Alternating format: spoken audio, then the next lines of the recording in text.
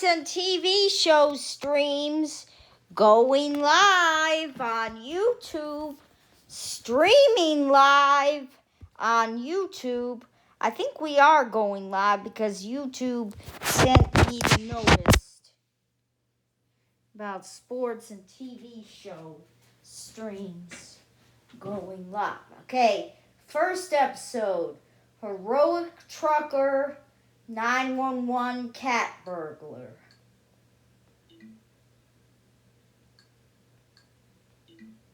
Loading video, please wait. Volume 46. Volume 46.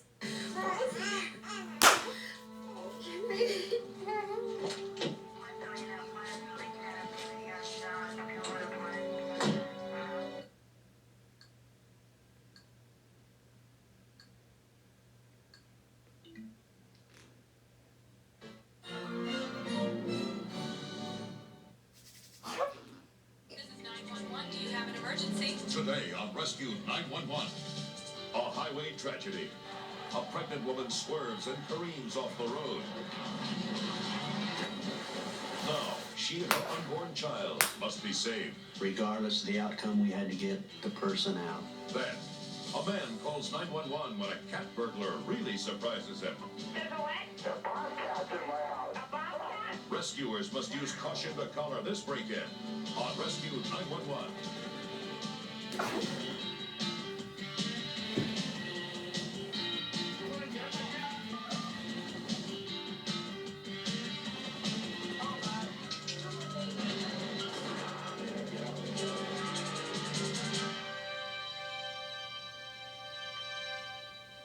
If those around us aren't prepared to respond when tragedy strikes, life can quickly slip away. I'm William Shatner. Tonight, true stories of courageous people battling against the odds on Rescue 911. We begin on the morning of January 5th, 1991, near Columbus, Ohio, as truck driver Franklin Bicknell had just finished delivering a load of steel beams. I was trying to get home as quick as possible, but as safe as possible too.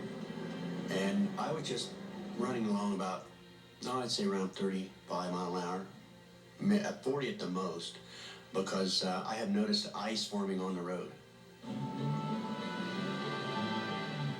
Tony Frazier was out running some errands in her husband Charlie's pickup truck, which she rarely drove.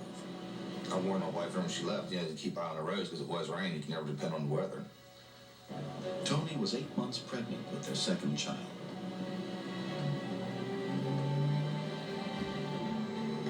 I see there's cars passing me in the passing lane, and I thought if those people could see what I was seeing on the highway, they probably wouldn't be passing like that.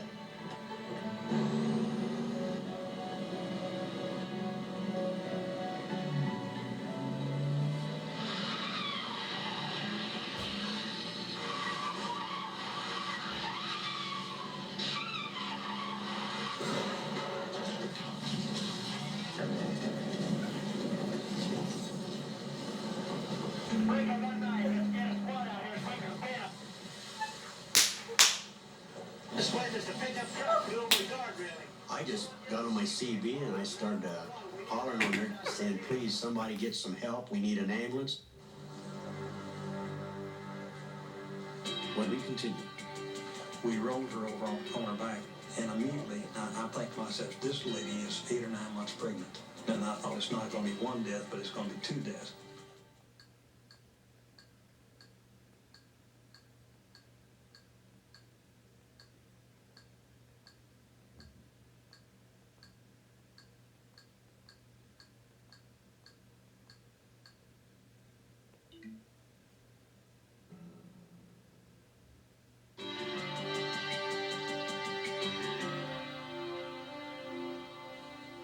when the pickup truck Tony Frazier was driving crashed through a guardrail, it rolled down a steep embankment, landing upside down in an icy river. Chaplain Nathan Santa was on his way home when he witnessed the accident. My first impression was that no one could live through that wreck. And I wish I wasn't here. And I wish that I was somewhere else and not being faced with the circumstances that I was under at the present time.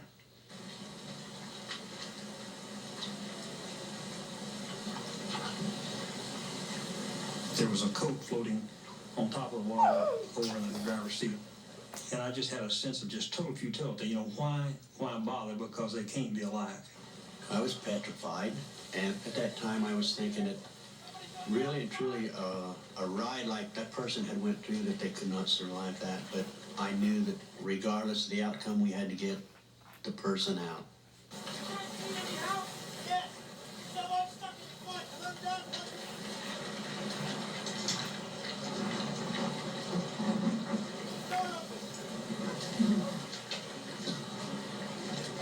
At that point, I could reach the coat, and so I stuck my arm through the door, and I caught hold of the coat, and I could tell that there was a body inside the coat.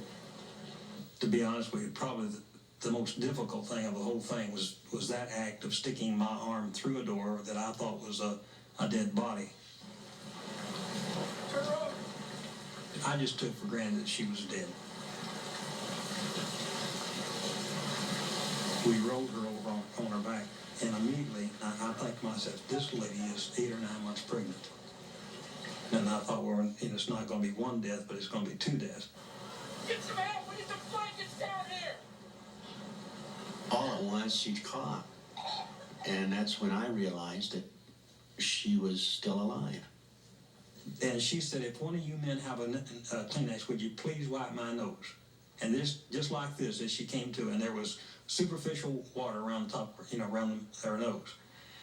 And of course, at that point, we really began to rejoice and shout, and, hallelujah.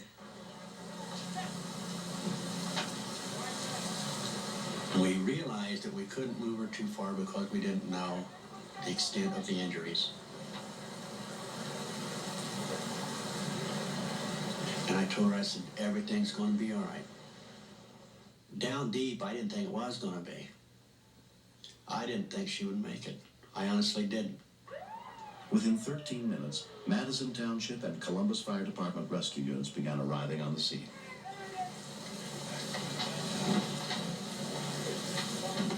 Among those who responded was paramedic Steve Roth. She was obviously scared, and when she told me that she didn't have any feeling, you could see in her eyes that she knew something was wrong. And I realized right away, especially the method of injury, that she had a spinal problem. Paramedic Bob McDonald also helped treat the victim. Vitals were pretty unstable at that point, so we wanted to get her mobilized and get her up in the medic as fast as we could, and to get her blood pressure up, because she was 9 months pregnant, and we were worried about the baby not getting an adequate blood supply. I wouldn't have given her a lot of chance for a recovery, considering what she'd been through. No feeling from the neck down. You got blood pressure about 130 over 60. Tony was rushed to Mount Carmel East Hospital, where she was treated by neurosurgeon Warren Leimbach. There's very little break in the bone itself. It would just literally pull apart, as if somebody had taken her neck and just snapped it in half. Can you feel me touching you here? X-rays revealed that she had suffered 2 broken vertebrae, and her spinal cord was severely bruised. Over here? I had told her that the chances of her walking again or moving her arms and legs were very, very small. Almost nil. Tony's obstetrician, Dr. John Russ, was brought in to consult. And we decided at that point that she should deliver her baby as soon as we could get it out, because this was certainly the best way to keep the mom and the baby from further compromise. I'm Dr. Leimbach. I'm a Tony's husband, Charlie, rushed to the hospital as soon as he heard what had happened. She has broken her neck. I remember in the hallway after he told me that she's paralyzed from the neck down, it was like it wasn't true. Everything was in slow motion. Everything was like a daze. And we went in. I was standing beside Tony. I remember looking at her because she looked so scared. And grabbed her hand, put a hand on her shoulder, and I told her I loved her and I was going to never leave her. Tony was taken into emergency surgery. The baby was delivered fairly quickly then by cesarean section. We got an excellent baby out. And what was amazing to us is that fairly quickly after the cesarean section, she began to show some signs that she had some feeling, and we didn't expect it at all. I would never have believed it.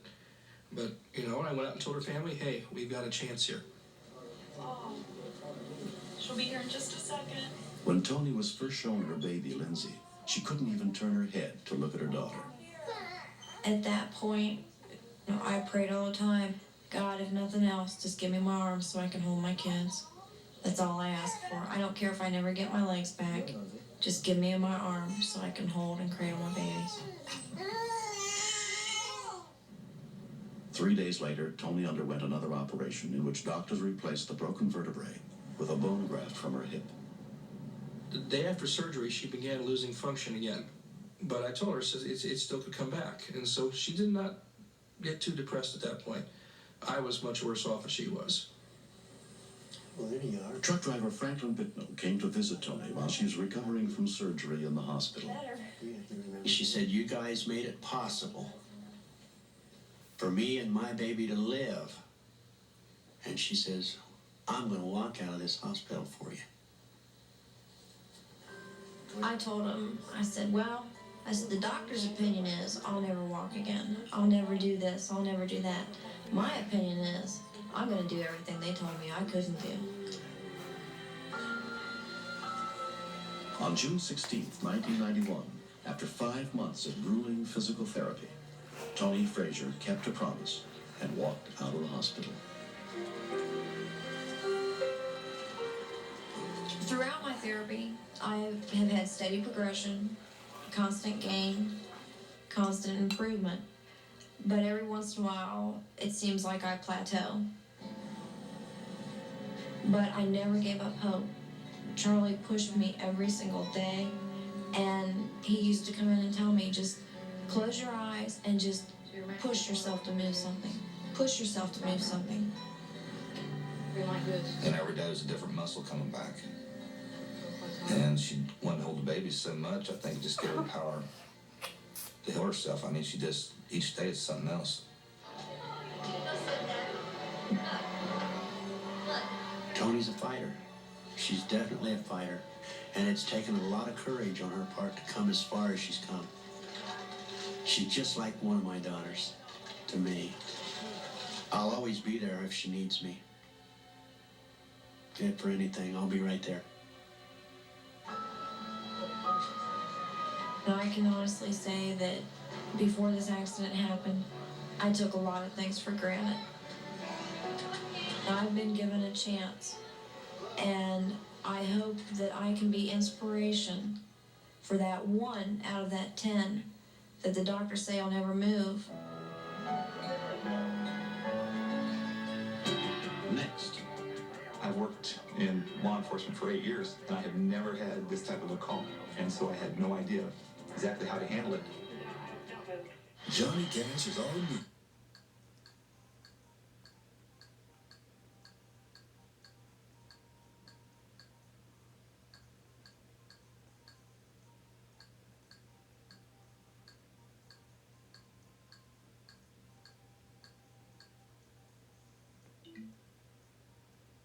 Facts and schedule highlights.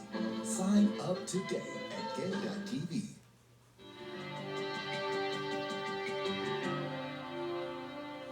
When Robert Morey Jr. spent 2 years planning his dream home in a rural area of San Clemente, California, he put a lot of thought into picking out the perfect location and designing the perfect house.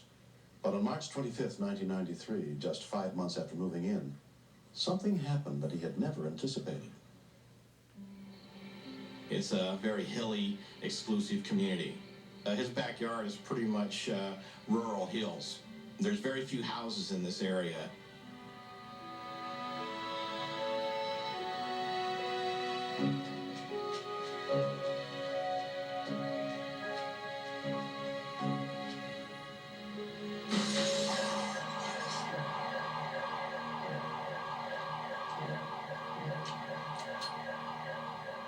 Apparently, the alarm indicated that there was a break-in downstairs, and he decided to go down and investigate further.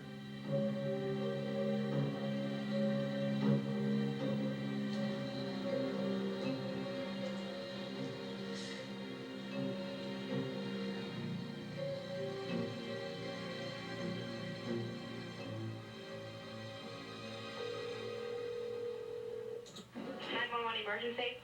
Yeah, somebody tried breaking into my house. Are they breaking in right now?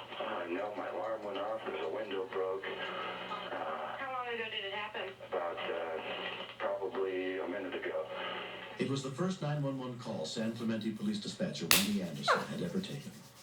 Since it was such a calm call, I wasn't nervous at all. It did not feel like a real emergency call at the time.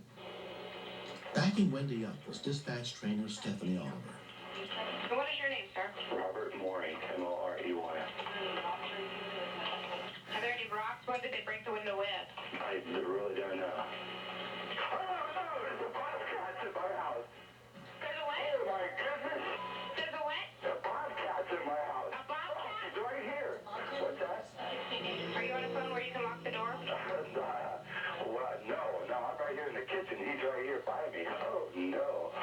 Don't agitate him at all. Just stay calm. Okay. I have officers on the way. I got it. He seems to be more scared than I am. Okay, I need to tell you one thing, all right? If he comes after you and you feel that you need to, fire that weapon, feel free to do so. But as soon as I have those officers on scene, I want you to put that weapon down, okay, when I tell you to.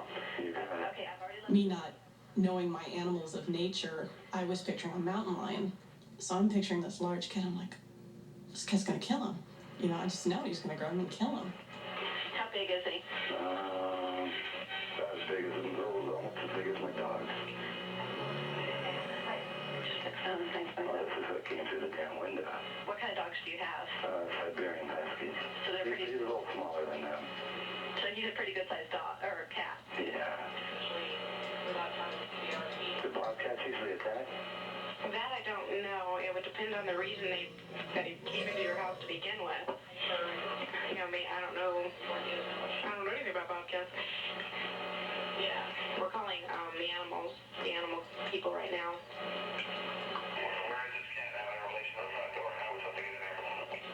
He advises us on the You know what? Go ahead.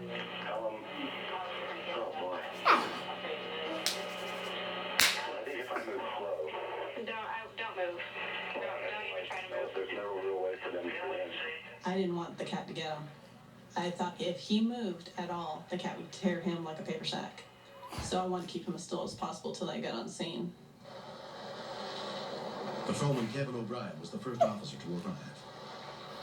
I worked in law enforcement for 8 years, and I had never had this type of a call. And so I had no idea exactly how to handle it. 116 rolling. Which is 1023. Do not make entry until we get a hold of Animal Control 10-4. The whole time we're talking back and forth on the radio. And so I remember Lieutenant Trudeau telling us, don't go into the house. Well, that's not a problem. When Lieutenant Bill Trudeau arrived, he took charge of the scene. Resident's on the phone at the back of the house. He's got a rifle in his hand. Apparently the cat is west of him in the kitchen. So I can get to the front door.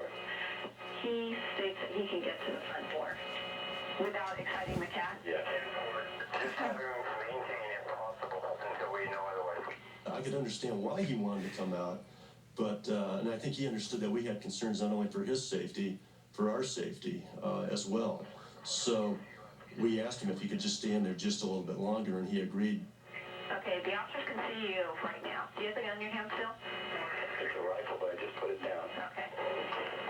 One up. Keep that thing. Tell him to keep that gun with him. We're not going in the house. And if anything comes after him, he's going to have to shoot it. Sir, pick the gun back up. They said to go ahead and keep it in your hand.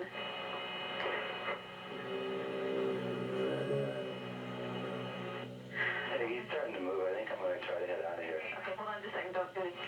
He was getting kind of antsy, like he wanted to get out of there. I didn't want him to do it, but I figured he's there, not me. And if he's that scared and think the cat's going to do something, that's up to him.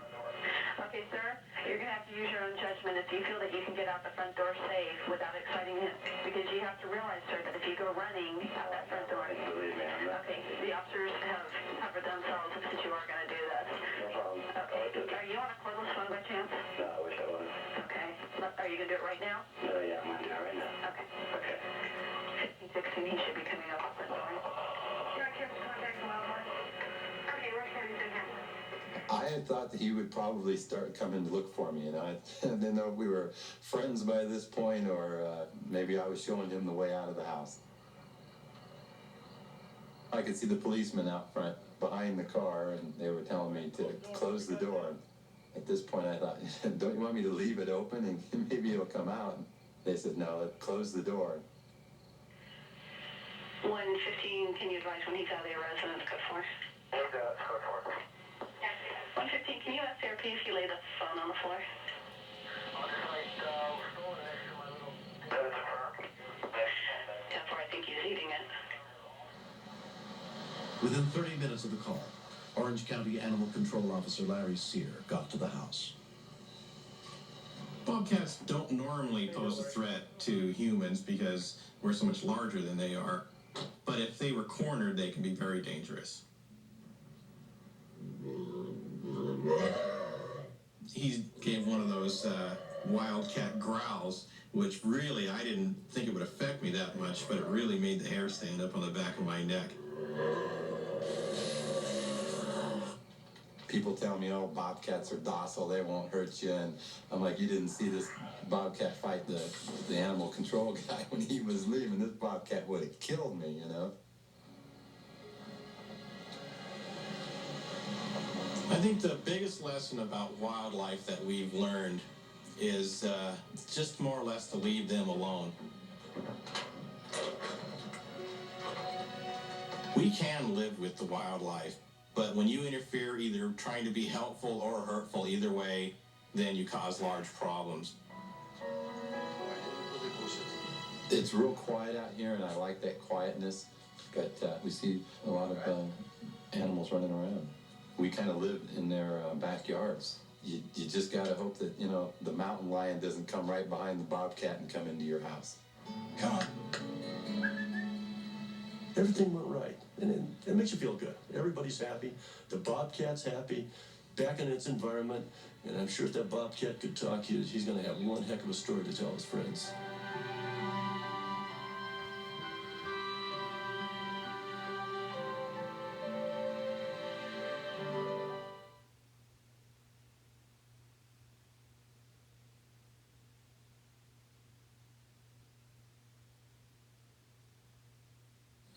Meow.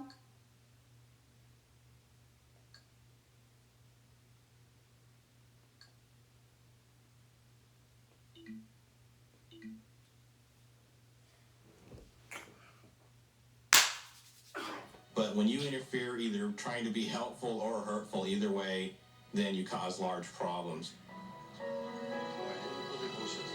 It's real quiet out here, and I like that quietness, but we see a lot of animals running around. We kind of live in their backyards. You just got to hope that, you know, the mountain lion doesn't come right behind the bobcat and come into your house. Come on. Everything went right, and it makes you feel good. Everybody's happy.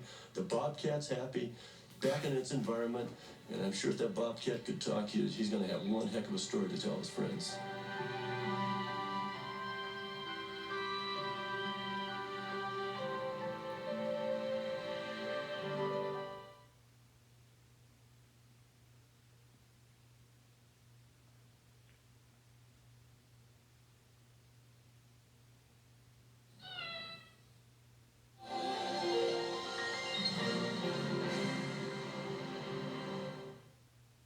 This is 911. Do you have an emergency? Today on Rescue 911, a mother's nightmare. A child calls 911 when his mother has pregnancy complications. I thought they were both gonna die. Doctors must save 2 lives at once. There was a good possibility the baby was not alive at that point. Then, a diver must be saved off the coast of California. Medical Alert Center, this is the Kelly Bear Chamber. We have a diving accident. Join doctors as they use a special chamber to save his life on Rescue 911.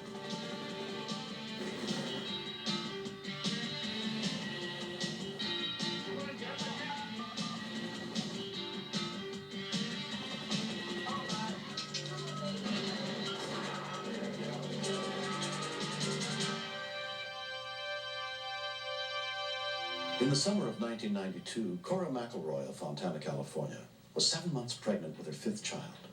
In the middle of the night, 9 weeks before she was due, she had no one to turn to for help but her 13-year-old son, Michael.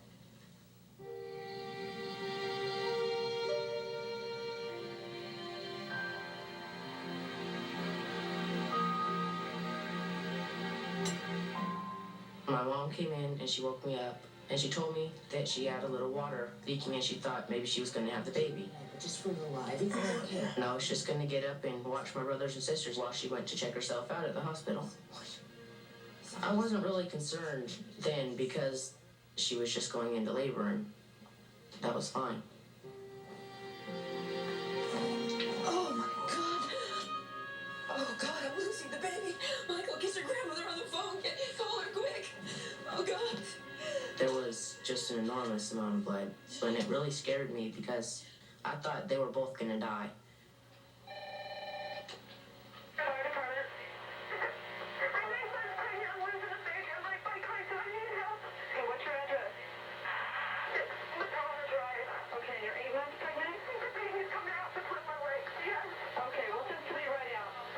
San Bernardino County Communications Dispatcher Diane Crawford took over the call as rescue units were dispatched.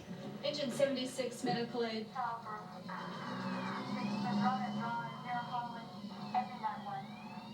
Hello? Yes. Okay, ma'am. Is this your first baby? No, my fifth. Your fifth? Please. Okay, ma'am. Okay. You need to calm down. Are you all alone? No, my oldest 13-year-old. I'm 15 up here. This is my baby. It's my mom's underway. Okay, okay. I need you. I'm going to be on stay on the phone with you, okay? This baby. What's wrong with the baby? There's a big guy. Coming out. Okay, you need to lay down, okay? I'm laying down. You're laying down? Okay, you need to put your legs up. Okay, okay. She told me she was bleeding. When your water breaks, there is blood, and that was my first impression. I thought, this is just a normal childbirth, and this person is just afraid. I know, that's okay. Okay. Okay, calm down, okay? Okay, the paramedics are on the way, okay? When she told me that she was a nurse, then I realized that she knew what she was talking about. Okay. I knew at that point that this is serious. She has seen everything. She probably knows exactly what's happening to her. When we continue, I was just doing all I could to try and keep her mind away from what was happening to her. I was afraid she was just going to bleed to death. Listen up, folks.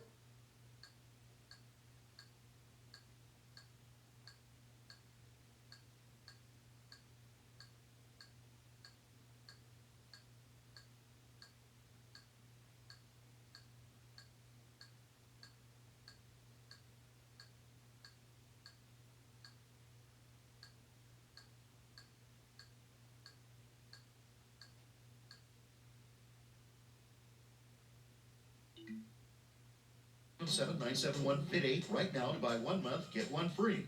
Plus get 4 bonus offers.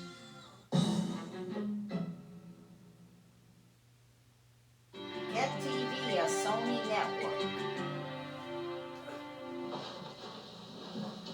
I really wanted to help her, but I didn't know what I could do.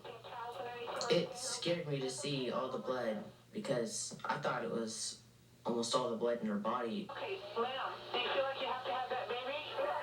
Okay. Are you having pain? The pains are coming now? Okay, how many minutes apart are they, do you know?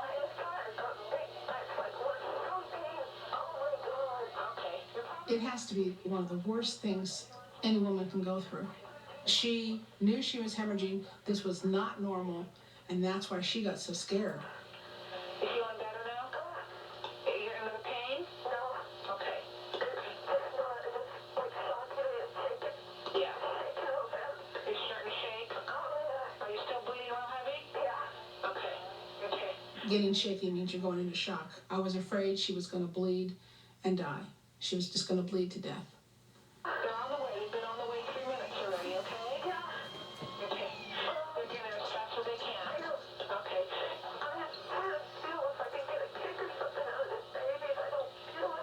Well, maybe it's just, you know. She knew there's something wrong with this baby because she was getting no movement from the baby at all, and this was scaring her a lot. Are you with me? Okay. There was a good possibility the baby was not alive at that point. Are you still feeling real weak? Huh? I'm doing okay. You doing all right? Okay, good.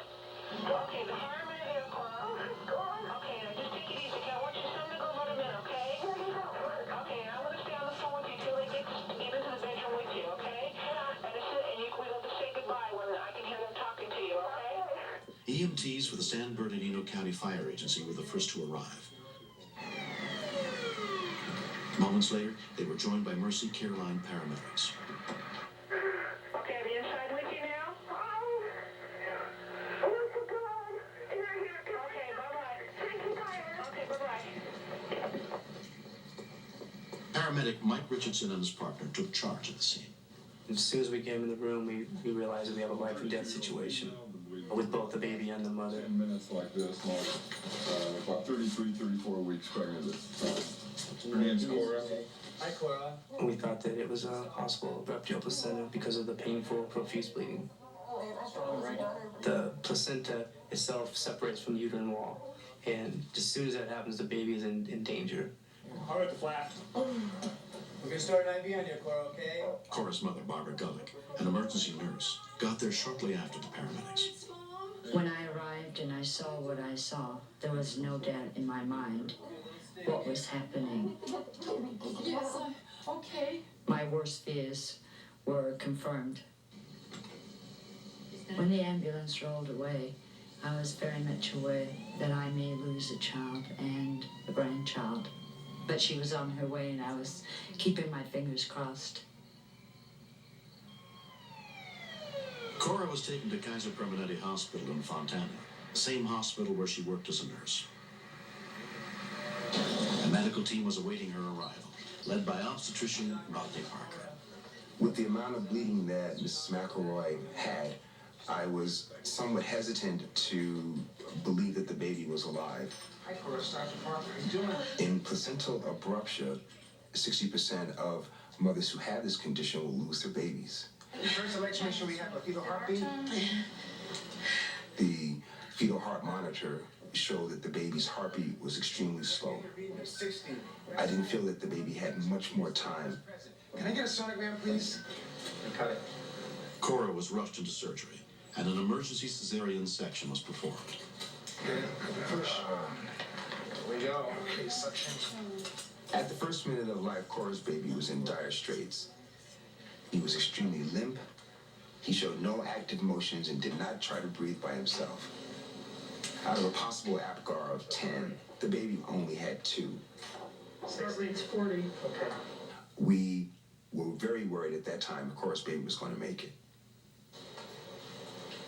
Our neonatal team quickly placed an endotracheal tube into his throat and manually pushed air into his system to help him breathe and get his heart rate to improve. What's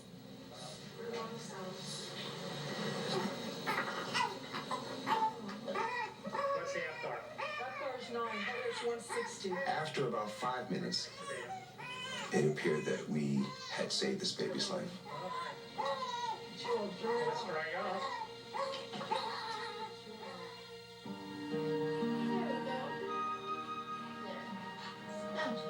3 months later, both Cora and baby Joshua are doing fine.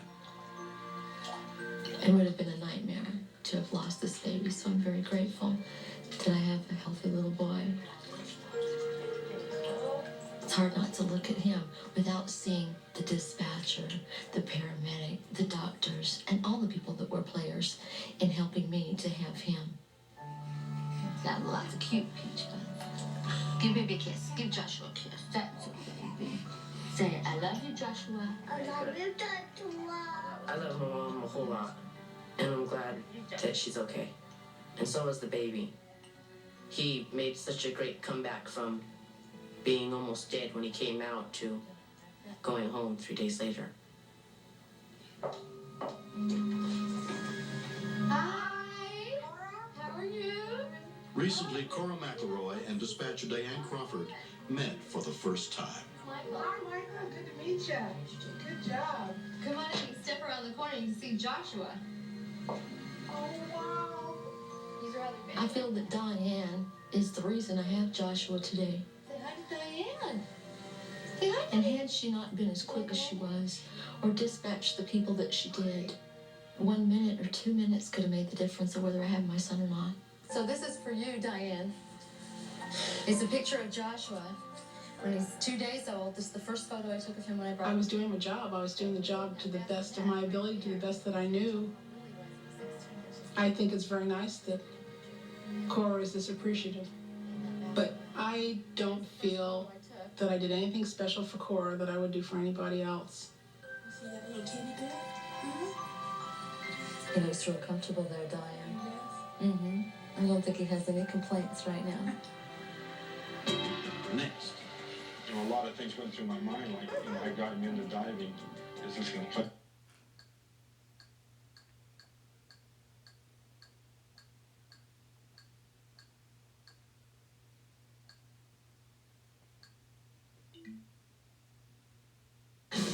And on the seventh day, we were given Walker.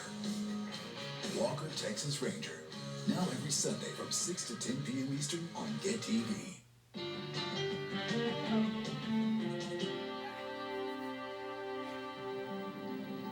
"26 miles across the sea from Los Angeles, Santa Catalina Island has attracted scuba divers for years with its clear waters and abundant sea life.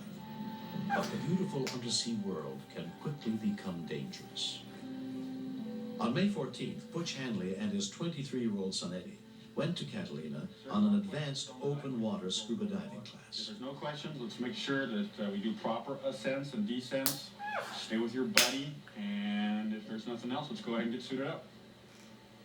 I've always liked water. I like being in water, and I've wanted to dive for years, and I try to talk different people into taking a class with me.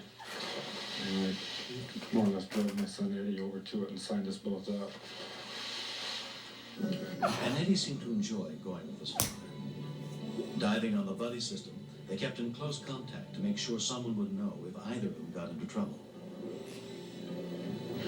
On this particular dive, it was a deep dive and a cavern dive, both. So we descended down to the mouth of the cave, approximately 80 feet. Instructor Rich Wallace led the small group into one of many undersea caves off Blue Cavern Point. After we played in there for a matter of maybe 5 minutes, we then met back again at the mouth of the cave to continue out to our depth that we were looking for, which is 100 feet. Once they reached 100 feet, they were supposed to begin to carefully return to the surface. In both the basic class and advanced class, a person is taught to ascend normally. A normal ascent would be, we don't want them to go up too fast. They shouldn't hold their breath. And this is stressed from the very, very first day in a dive class.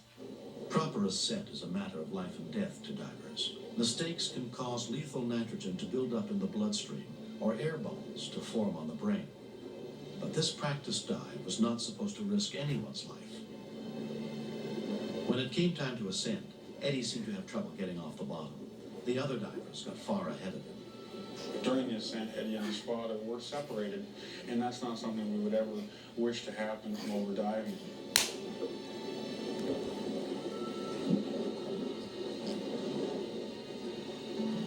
In his panic to catch up with the others, Eddie overfilled his inflatable buoyancy control vest and headed for the surface out of control. Approximately 50 feet or something, he just blew past me. I knew he was going up too fast. As soon as Eddie hit the surface, he managed to signal that he was in trouble. His instructor was the first to respond. Hey, okay? I knew there was a problem. I yelled to the boat. That's it. Call Baywatch. Baywatch this mess. Baywatch. LA County lifeguard paramedics Steve Traeger and Richard Bates responded to the call for help. Within a few moments of me getting there, he was totally paralyzed from the neck down. I've seen a lot of accidents, but never my son that serious a condition. And the thoughts that he might be permanently paralyzed or die was really hard to swallow. The Baywatch paramedics were on the scene within 3 minutes. That was a tense moment at that time, exciting for us because we knew exactly what we had. This guy's in deep coma. It was quite obvious that we were dealing probably with an air embolism, and at that time he could have gone either way. Lethal air bubbles had formed in Eddie's brain when he held his breath while heading to the surface rapidly. Without treatment, he would die. We placed him in the Trendelenburg position. We elevated his feet about 1.5 feet, thus preventing the air bubbles from lodging any deeper into the brain. I knew that we had a critical patient. I felt we had to get him to the chamber fast. there was a possibility of him going downhill. His respiration or his pulse could have stopped at any moment. So we went extra fast in getting him moved to the chamber. The hyperbaric chamber on Catalina Island is one of a very few specialized treatment centers for diving accidents, allowing total control of air pressure. We transported him into the chamber where we began our initial treatment of getting vitals and establishing an IV. A call was put into the USC Medical Center Medical Alert Team, where Dr. Jeffrey Sipsey was on duty. Medical Alert Center, this is the Catalina Hyperbaric Chamber. We have a diving accident. He took charge of the patient's treatment by phone. Yeah, okay, I think we Eddie needed to be taken down to a pressure level deeper than the one he was diving at, so the size of the air bubble in his brain would be reduced safely without causing paralysis or death. We have a paramedic on the outside who receives the orders from the base physician, and then in turn he can relay that to the paramedic on the inside. Ready, man? Let's go ahead and compress. Go. Although it's a slow, controlled process, the pressure in the chamber can have a dangerous narcotic effect on the rescue workers, so their condition must be watched as well. We got to about 30 feet of repressurizing, and the patient started to scream. Stop and sit! I didn't know for sure if we're blowing his ears out due to the decompression. Apparently the screaming was just him starting to regain consciousness again. From outside the chamber, Butch Handley waited as they worked on his son. I could watch him through a porthole inside of the chamber. Basically, that's what I did for several hours. You know, a lot of things went through my mind, like, you know, I got him into diving. Is this going to plague me the rest of my life? That, you know, that basically I was the reason that he was there. Upon getting to our ultimate depth there, when we arrived at 165 feet, the patient started showing signs of recovering and coming around. It's something we see in the chamber it's quite dramatic. When you have a person that's completely comatose to come out within 5 minutes like that, it's really something. How are you feeling now? If everything is fine with the patient, in other words, his condition is improved, he's stable, we will then ascend. When we got to 30 feet in the treatment, things looked fine. And suddenly, in the middle of an oxygen breathing period, he had a seizure. Alex, we got a seizure. Take him off O2. Still all right until the time that he had the seizure in the chamber, and I was just sitting there watching through the porthole. That scared me a whole lot. And that really concerned me that there was more damage done than what the paramedics and doctor was telling me. Looks like the seizure stopped. Let's roll him back on his back. We, at that point in time, decided that this was probably due to his air embolism and the swelling on the brain, and returned to the depth of 60 feet to start the treatment over again. After 13 hours of treatment in the hyperbaric chamber, Eddie was transported to the hospital. 2 days later, he was released. I hope this individual realizes how lucky and fortunate he is to be able to come out of this the way he did, because to me, that's a medical miracle. I don't remember them ever taking me out of the water. I can remember hallucinating, and what I was hallucinating was that the class had gathered around me, and the instructor was saying, "Well, see, this is what happens to you when you come up too fast," and I'm yelling, you know, "Why are you doing this to me? You know, what did I do?" And I can remember a voice saying, "You didn't do anything, just relax." And that voice was the paramedics in the chamber. I felt very helpless, just real helpless. I wished I could have been there with him, you know, not knowing what condition he was in. It was a very frightening experience, you know. Here's my baby. I think they did a great job. You know, I'm very thankful for them. The quick reactions of everybody that got him in the chamber, which was basically the reason why he has no complications after the accident. Well, I wasn't sure if I was going to resume diving. It's that fear of, well, if this happens to me again, I might not be so lucky, I might not walk away from it. You know, I love diving so much, it's in my blood. I had to go again. Once I did, I got over the initial fear, and I've been diving ever since. You know, I don't even know the names of the guys that were in the chamber, but you know, I just like to say thanks a lot. You know, you guys did a great job.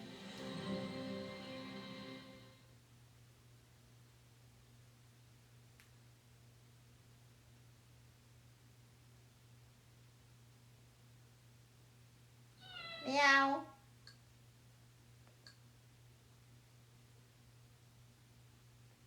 Okay, I already did siblings, save Graham and Bingo. I already did come back kid, bucket, drown baby. I already did that one too.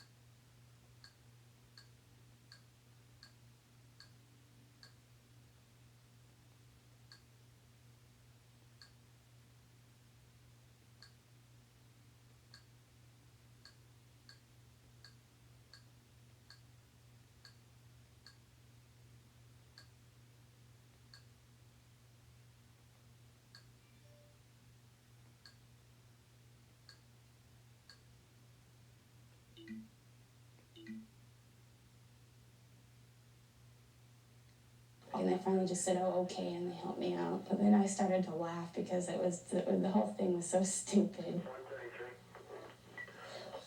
After we've been through all the emotions that you go through on calls like this, kicking the door and finding out that it's a young lady who was trapped in her hide-a-bed, you almost feel like just throwing your arms up and turning around and walking away and covering your name tag so nobody knew you were there. You know? I don't think it's funny. I don't think it's funny at all. I laugh because my friends make jokes. But I don't think it's funny because I lived it. I lived the nightmare of going up, of not knowing, of all the unanswered questions.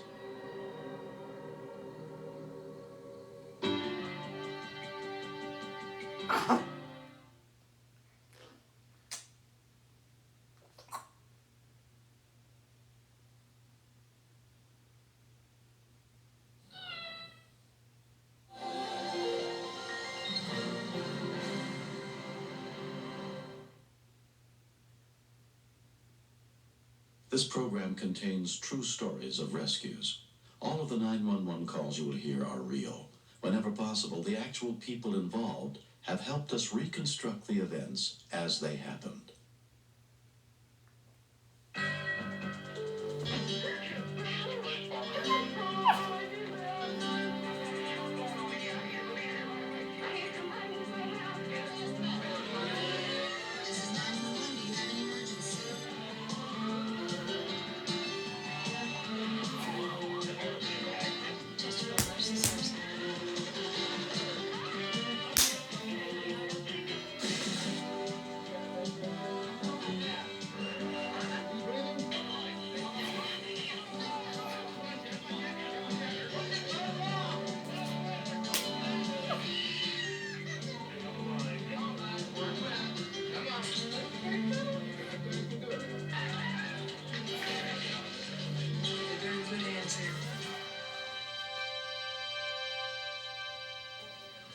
When an unexpected emergency becomes a terrifying reality, we can only hope that those around us have the skill and courage equal to our needs. I'm William Shatner. Tonight, true stories of caring efforts to save lives on Rescue 911. We begin on the morning of October 23rd, 1990, along a foggy stretch of highway near Russellville, Arkansas.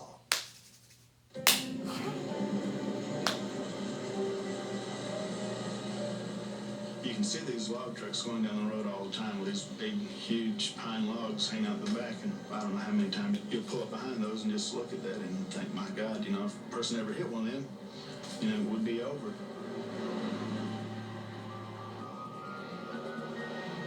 Around 8 a.m., Sharon Murray was heading east down Highway 64. Every morning, she took her daughter Jennifer to the school where she worked after dropping 13-month-old Tessa at the babysitter's.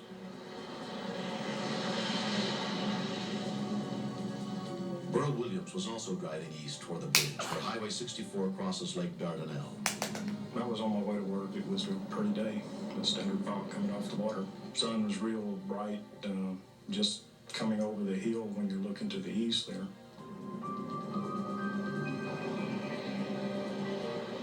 Trucker Bobby Noakes was hauling a load of logs. I come down Mill Creek Road and got to Highway 64. I looked both ways and started to make a turn off of 64. But I had, well, I didn't see nothing coming over the hill.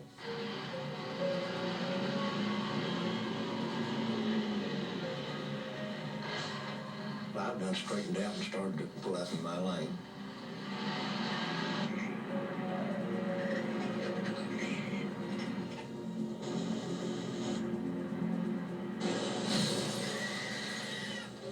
I never did feel her when she hit the truck. I just looked in my mirror and I seen her on my logs. I heard the impact and saw the van bouncing up and down as the truck was coming to a stop. You can see those logs coming all the way out. When I got out of the pickup going up there, I didn't expect to find anybody alive. When we continue. I just had a sinking feeling. I just thought, how in the world are we going to be able to get anyone out of this? It was an awesome sight.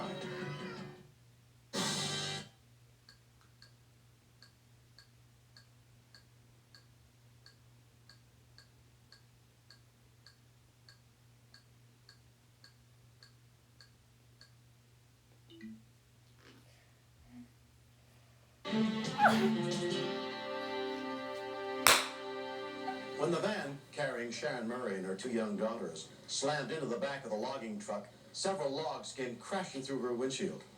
Passing motorist Burl Williams stopped to see if there was anything he could do for the accident victims. When Burl got to the van, Sharon was struggling to free herself. She kept saying, you have to kill my baby or my baby's dead. So I started looking in the back, and there was one girl in the seat behind the driver's seat. I could make out the baby carriage, and then I could see one arm, her part of an arm, sticking up. I felt frantic in being trapped and not being able to get to my babies immediately. These logs go all the way to the back of my van, and I know that my baby is right there in the path where these logs have gone. The logs were just on her, and I thought she was dead. Just down the road, Robert Hollyfield, a former EMT, was on his way to work.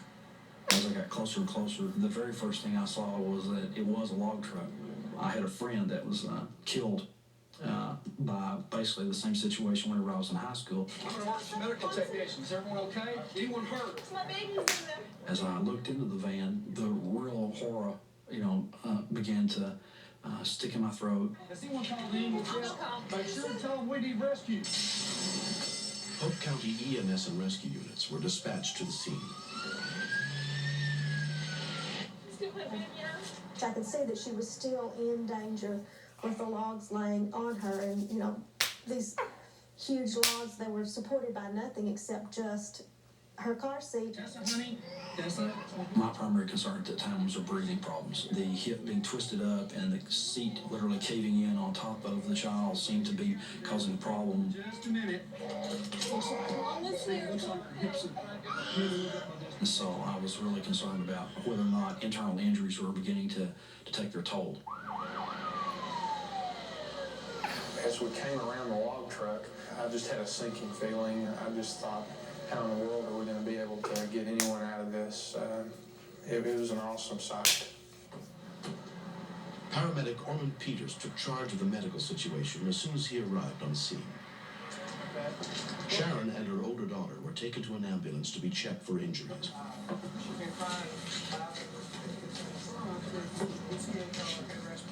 The extrication attempt was under the supervision of EMT David Mall. My main stress came in from something shifting. I didn't want the baby to become injured or killed if anything shifted. Two 50-foot logs were resting directly on her car seat. Until we got her out, we really didn't know how serious her injuries were, and we didn't know if by lifting the pressure, she would start bleeding internally or externally. Our top priority was to stabilize everything as best as possible, which included the van and the logs. The rescue workers anchored a ton of logs with chains staked into the ground. Glass up. Can't even slide my hand down in there, so we have zero. We had the two logs coming through the van, but they were only two of a truckload, and they were on the bottom of the load, and I knew that if we shifted the two logs, that it could potentially shift the whole load. Go ahead. Okay, forward glass. We're going to put just enough pressure on those marlin to keep them from shifting inward. We're not going to try to pull them to the south at all. After stabilizing the van and the logs, we all had the same feeling that the best way to move the logs away from the infant was to lift them straight up with airbags. But the Polk County Rescue Unit had never used airbags in this way before. Okay, sir. Look, here's the dog. You see it? It was almost as if they were made for this rescue. Here you go. Here's your teddy bear. Can you hold on there? And the beauty of it is that we had only had the rescue airbags just several months. Okay, red hose goes on bottom. So if I forget, somebody knows. We were all ready, everyone was ready and in position, and then we kind of said, okay, let's go with it. Let me get my hand in there. We eased the logs up very, very slowly. We were talking about moving those logs just millimeters at a time. How's the van, Dave? Van's doing fine. I had my hands around Tessa, and I was feeling all around, trying to see how much farther we needed to go to be able to bring her out. Okay, I'm feeling it. Stop. Okay, I think we can slide her out now. Okay, we need to make sure, Marlon, that we slide her out. Okay, that's what I got something else out there. Yeah, I'm sure it's level consciousness sleep, no. All right, here we go. Just slide her up on the back this one. There you go. There we go. The rescuers extricated Tessa from under the crushing load of logs in less than 20 minutes. If a child is crying, that means that she's doing good. It's when she gets quiet and just lays there, that's when I worry. And the way her lungs were screaming and bellowing out, I knew that she had a lot of energy, and it was sweet music to my ears. Tessa had suffered no serious injuries. We were very lucky. One of those logs came so close to her, she had the slightest little skin place right on the top of her head. I mean, there's not a fraction of an inch difference in those logs, and she would not be with us. We wouldn't have our Tessa today.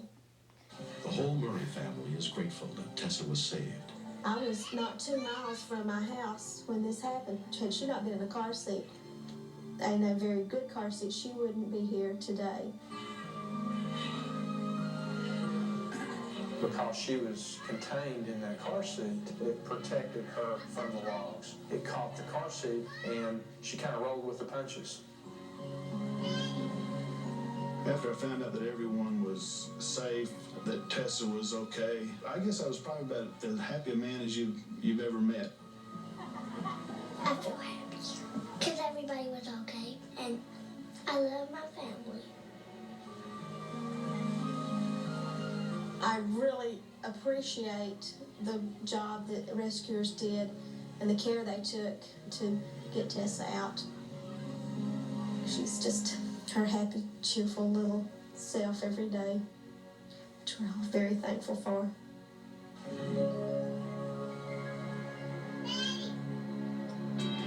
Next.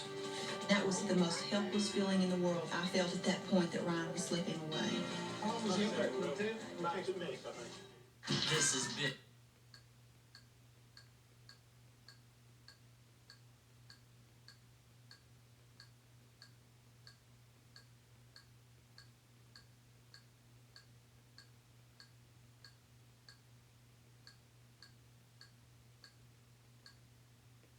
Mm-hmm. 6 to 10 p.m. Eastern on Get TV.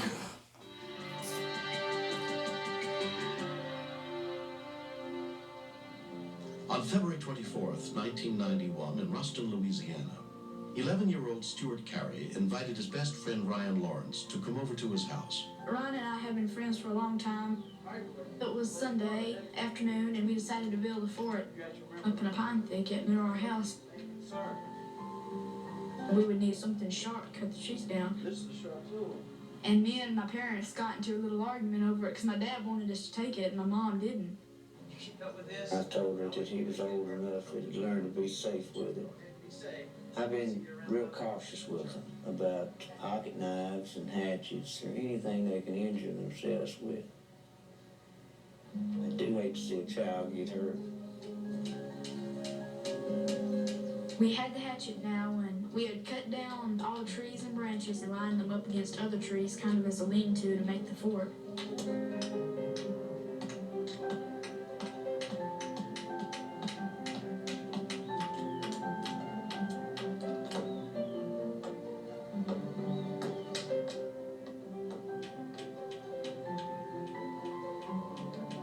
Since we both had to be home by 5 o'clock, we decided we'd get on our way home.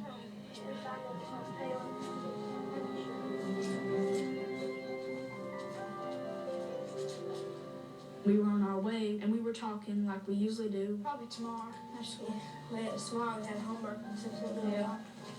Then Ryan saw the rope. Yeah. Hey, the rope! I'm gonna go swing on it. Okay. All the neighborhood kids played on the rope. Ryan, he was a practical joker. So he put it around his neck and he goes, "Hey, Stuart, I'm gonna hang myself." And I said, "Cut it out. That's not funny. Don't be stupid. That's not a very smart thing to do." And then I heard some people playing off in the distance. So I turned around to see if it was anyone I knew. And while I was watching those kids, he was playing the prank.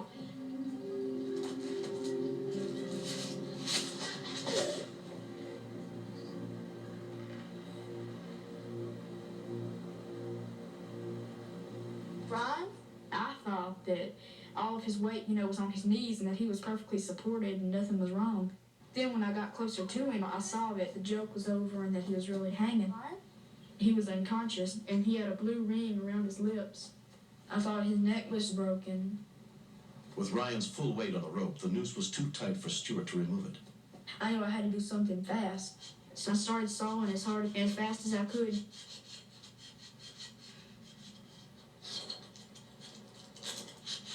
Every second counted, and I became panicky. I wasn't sure if what I was doing was the right thing, but then I thought I would stay cool and keep a straight head about it.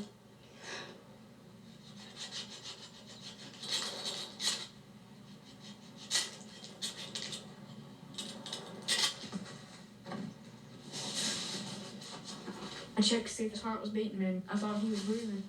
He was still unconscious. I was scared. And that's when I ran for help.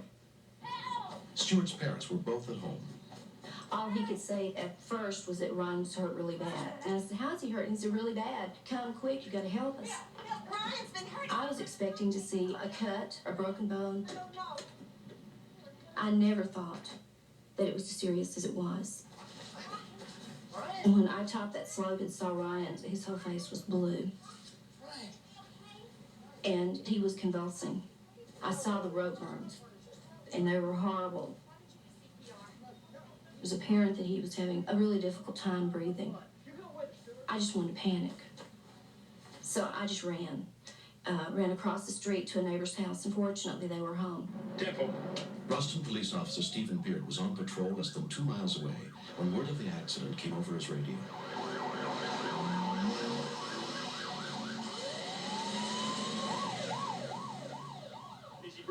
When I arrived at the scene, I could see it was a very life-threatening situation. His color was very blue, his eyes had rolled back into his head, and he quit breathing.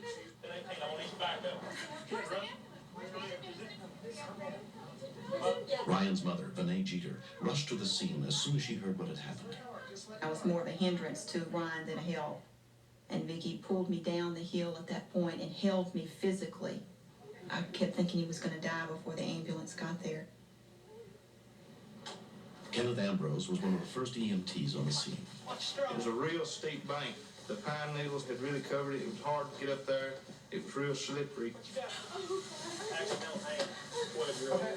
The moment I saw the boy, I recognized who he was. He went to church with my son, who is the same age as he is. Andy, get the stretcher. Y'all get the stretcher up here. It's too steep to get up the hill. We're going to bring him down.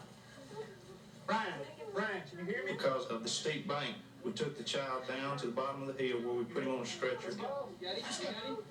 The police officer was holding the airway open, and when he let go, he would quit breathing. Hold his airway open. Come on. I got it. Come on. There was some swelling. If the swelling persisted, if it did cut off his airway, there was nothing we could do to help him. That was the most helpless feeling in the world. I felt at that point that Ryan was slipping away. En route, convulsions were real violent. Come on, Ryan, take it easy. Ambrose managed to insert an S-tube to keep the boy's airway open. The major concern still was that nobody knew how long he had hung there, how long he had been without oxygen. When Ryan arrived at Lincoln General Hospital, he was immediately examined and given medication to try and control his seizures and reduce brain swelling. Try and relax. Bad swelling around his neck there. Okay, here we go. That hour was the longest hour I have ever waited. The first doctor that came out told me that due to a lack of oxygen, they didn't realize how much brain damage that he would have. My little boy may never be the same again. But even if he's not, I'll love him even more. Still in a coma, Ryan was flown 70 miles to a hospital in Shreveport that had a special children's intensive care unit. They told me that the only thing we could do was wait it out. If in the morning Ryan doesn't respond to you, that it's very serious. At 7:30 that morning, he still had not responded.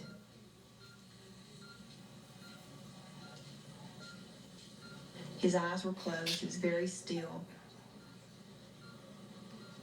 And I got real close to him and I said, Ryan, it's Mama. Do you know who I am? And he opened his eyes real bright and he says, Vinay, like, why would you ask me a question like that? Of course I know who you are. My Ryan, my perfect little boy. He was going to pull through.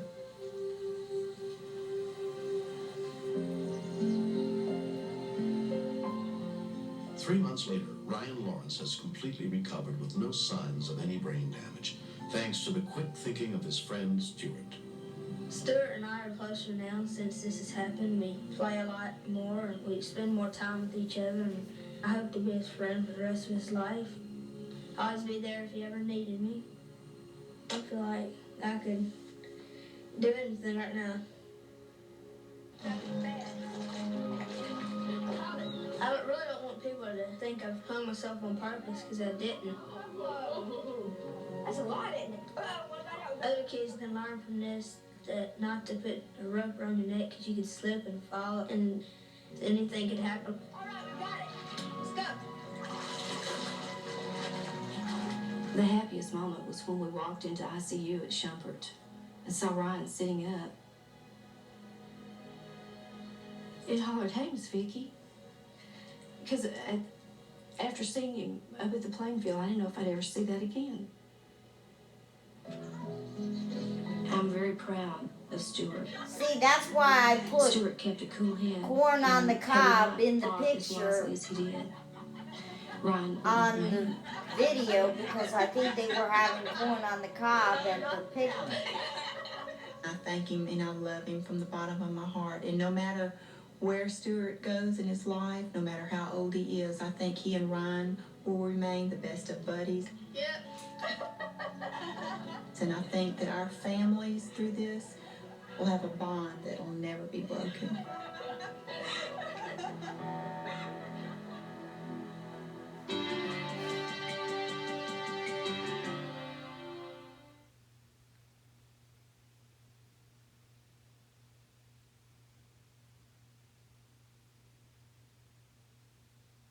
Meow.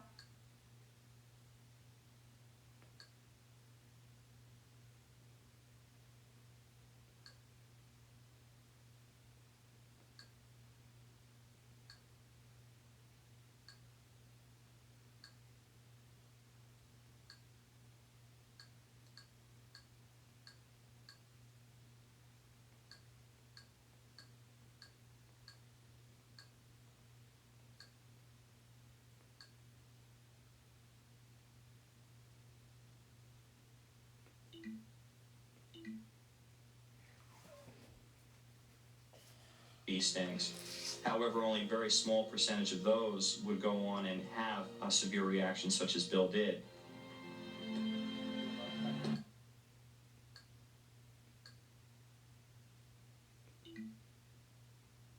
There really isn't a lot of things I could have done differently to avoid this, except I guess one, I should have caught the ball.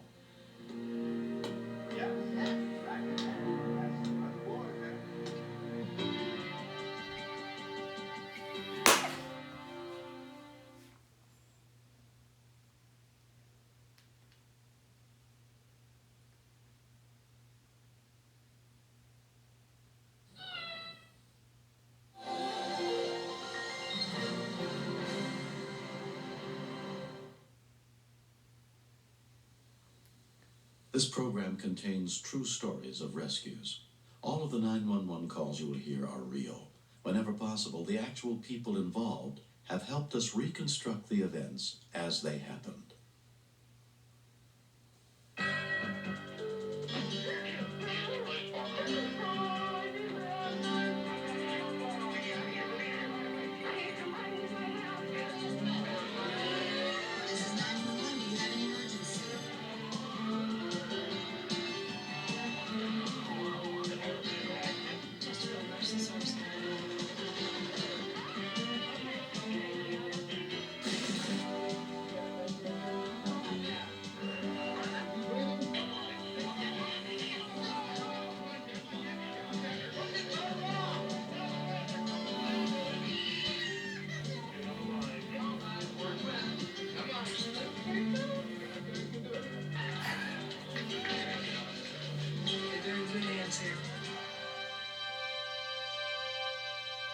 Perhaps because their lives depend on one another, the emergency workers share a special bond.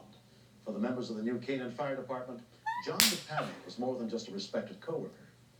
He was also a dear friend. You work together, you fight fires together, so you have like a bonding, strong relationship with everybody in the firehouse. And it's like one of your fallen comrades in a sense. I grew up around the fire department. My dad was chief for about 6 years. That's how I really know John and my dad. I love him. I love my brother and father, really. But he's like a father to a lot of people here, I think. When I used to come up here as a kid, I'd talk to him when he was working here, as I did the other firemen engineers. You know, we've just known each other for a long time. John had been a New Canaan fireman for 30 years. Everyone in the department knew and respected him. John was a close family friend, down-to-earth guy. He's there for you if you needed him. His cheerfulness around the firehouse. You know, it made you feel, you know, like you belonged here. At approximately 5:10 p.m. on May 21st, 1990, a call came in reporting a kitchen fire. Both full-time and volunteer firefighters were immediately dispatched. The volunteers are dispatched through a paging network. Everybody carries a pager with them. They respond from their homes or from their jobs or social activities to the call of emergency.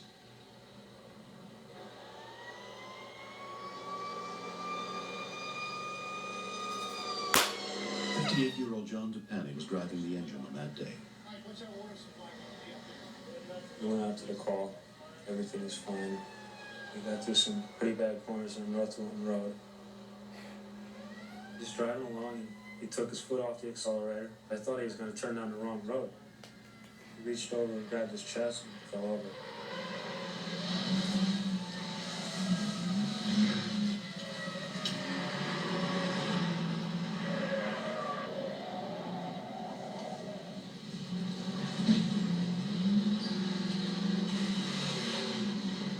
I was able to pull the maxi brake. It had slowed the truck down dramatically, but we were still going towards the tree.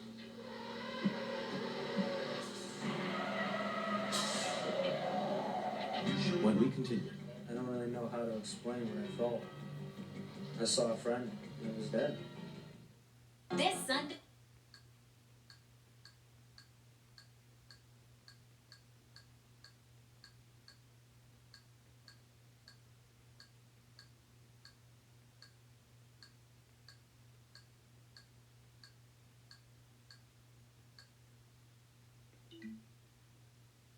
Fun facts and schedule highlights.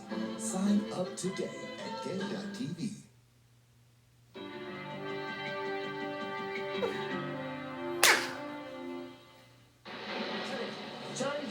Hear that clear as day. Those 3 words, John is down.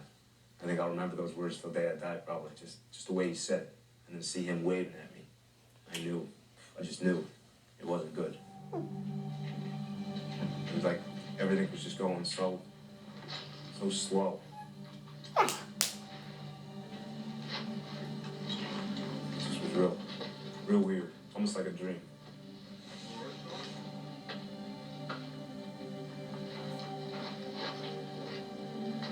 I called on the radio, advised him that he was having a heart attack. I don't believe he's breathing. Tell the ambulance they're gonna have to move. I wasn't sure if it was a heart attack at that time or not. I didn't panic. While Carl came over to assist, I just kept talking to him, telling him, John, everything's gonna be fine. I looked down, I see Mr. DePandy laying there with 2 firefighters, and at that point I said, wow, what's going on? Ron DeMario was an EMT. So I noticed diagonal breathing right away. I knew that he wasn't breathing. It sounds like he's inhaling, but all he's doing is just exhaling all the air that's left in his lungs. I was upset, I was part of me died right there on the scene. It's like your own brother, this the fireman thing, it's like they're all brothers and we all stick together type thing. I called full cardiac and just started CPR. It's really scary. I've done it before on people. Now it's somebody that you're close with. It's a lot harder. I don't really know how to explain what I felt. I saw a friend that was dead. Assistant Fire Chief Jack Van Dusen had known John all his life. I saw Johnny lying on the ground. How the West was won marathon. Saturday at 10 a.m. Try and do what we had to do to get him back. I've known John all my life. I just couldn't believe it. There was 1,000 things going through my mind. And one of them was, oh my God, this is the way my father died. Why does it have to happen to me, that, I have to be here going through this? It just brought back a lot of memories, of my father and what, we went through the night that he passed away. As I'm looking down at John, I'm saying to John, everything's gonna be fine. You're gonna be fine. I look over at Fred, and he's crying. And I just looked back at John, you know, I didn't give up. You know, I still thought everything was gonna be fine.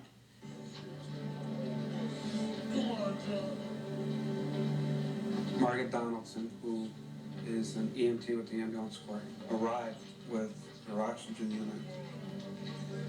By using the oxygen, what I was hoping is to make sure that there was no damage going to be done to the brain.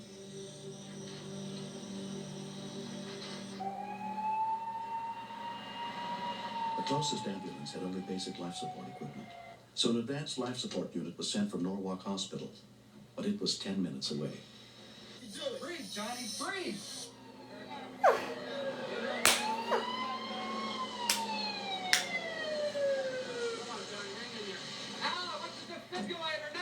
The first piece of equipment to arrive next to me was the defibrillator.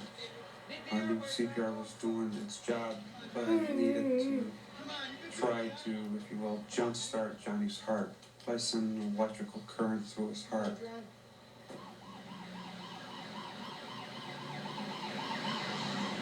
Okay, stop CPR, please. John was lying there, his eyes were still wide open.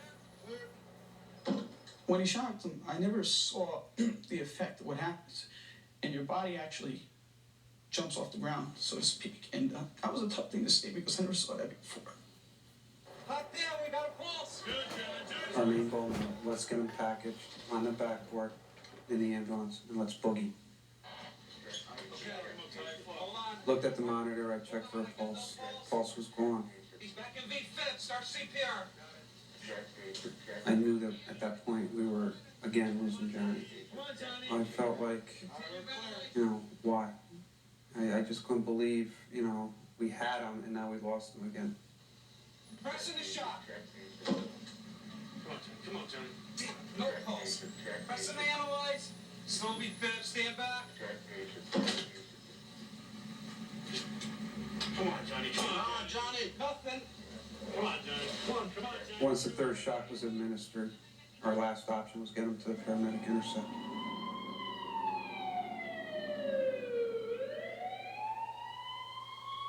I mean, I cried for almost an hour straight. I just cried and cried and cried. I thought, he's gonna die, somebody I've known, and he died right in front of me, I figured.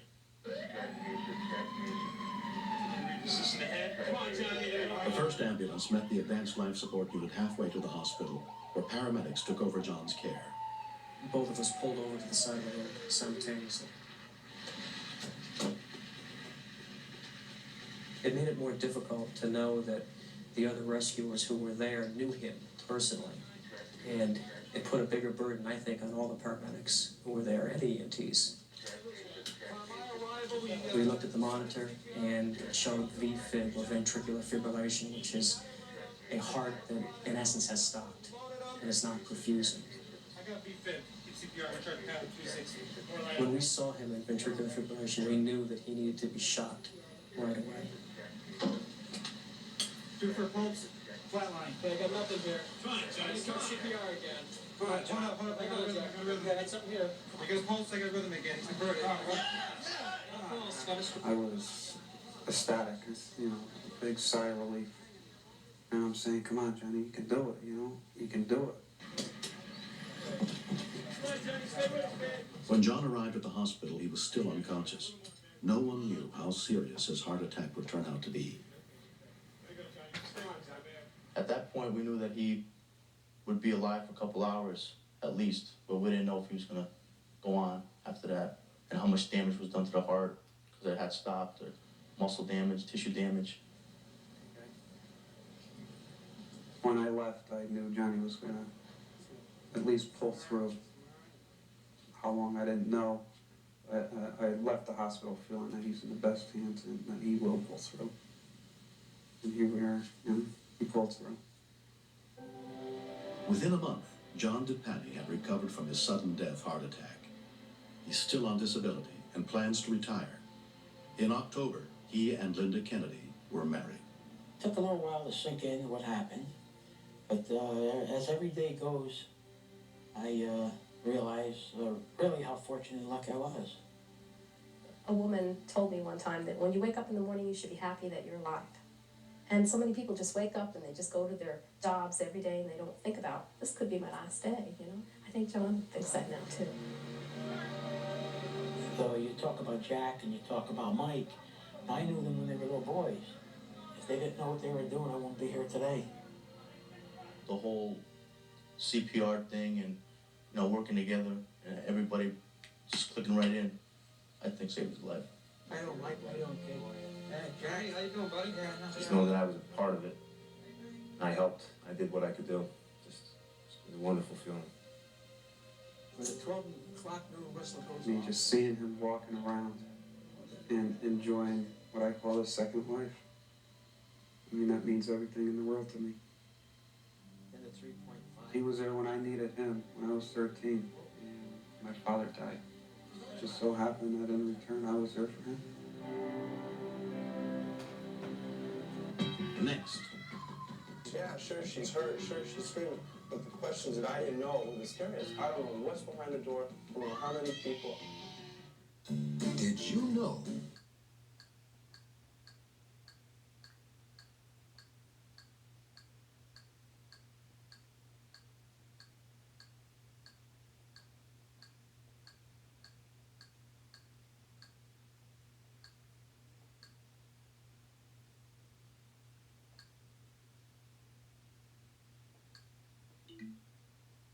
Or to enroll in a dual complete plan from United Healthcare.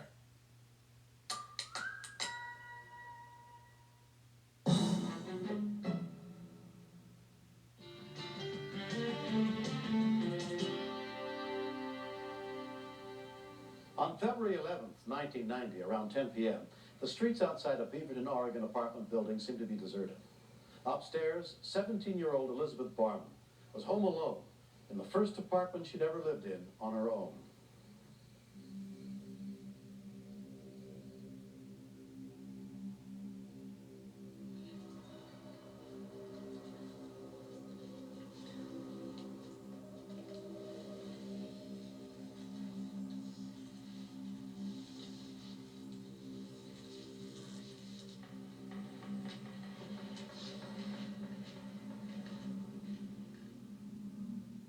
in an apartment just downstairs, Terry McKemmy was going to bed. Next door, Terry Banks and her 5-year-old daughter were watching television.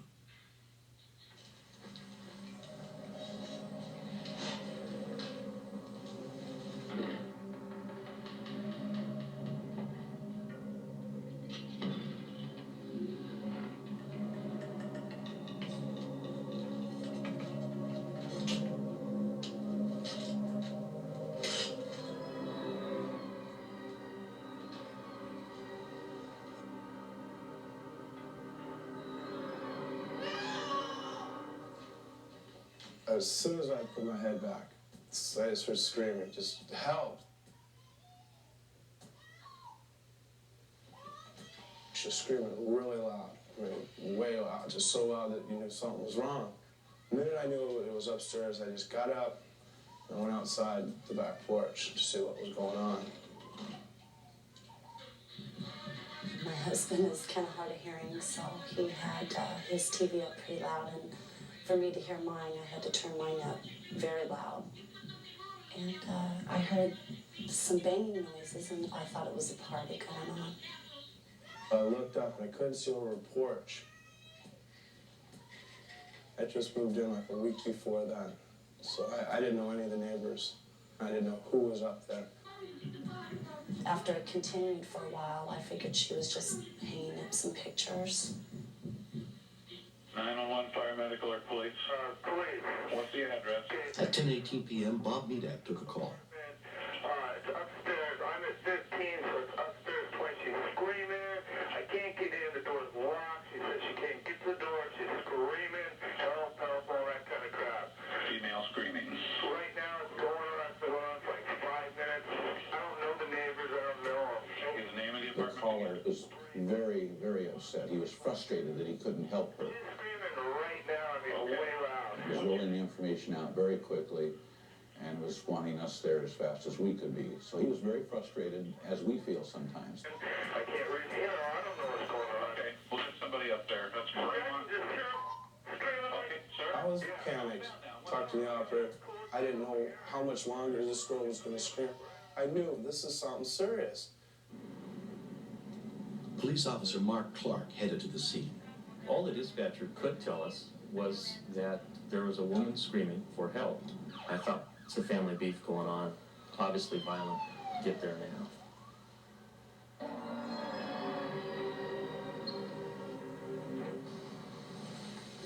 Officer Clark arrived almost immediately. When I pulled in the parking lot, I could hear the screaming and the banging, and I had no idea if anybody was getting beat. I didn't know if while she's screaming, she's getting her head beat against the wall. Thinking, gotta have my backup here. You're not gonna do anybody any good if you go in this place alone and you become incapacitated.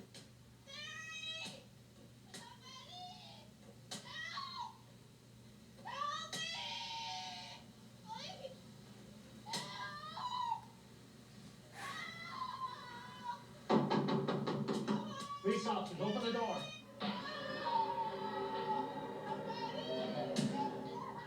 The tension is incredible because you want to get in there. And if you're by yourself, that just increases it tenfold. The second officer, Jerry Winter, arrived less than 2 minutes later as neighbor Terry McKemmy waited below. Up here. When I saw the police officers, I was like, great, this is great. Someone is here to help. Police officers, open up!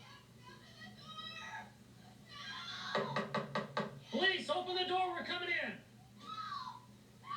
Kick it, Jerry. Where is he?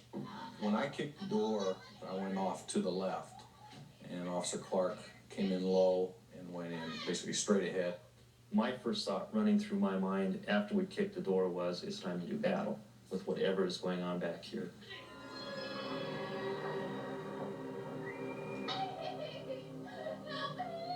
Right in front of us is this sofa sleeper or hide-a-bed on end with one leg kind of dangling out of it. Elizabeth was pinned by the 200-pound piece of furniture. She was stuck. I've never heard of a sofa attacking somebody like that, but when they're standing on end like that, I guess they can get pretty violent. The situation itself, it must have been hilarious. The cops come in and they see part of a leg sticking out.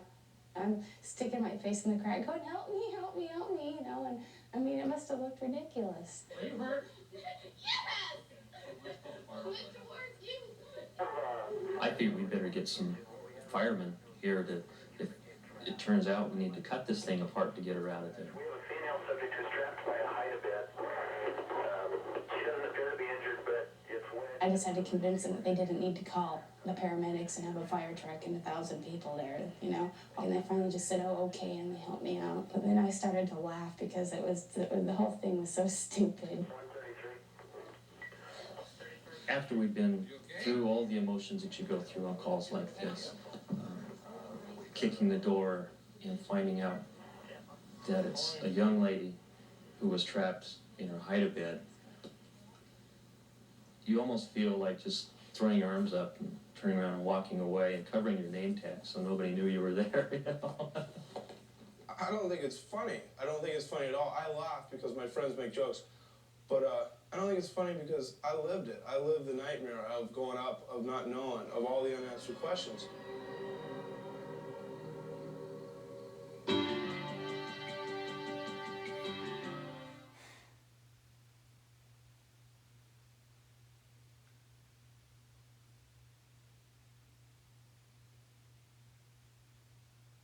Meow.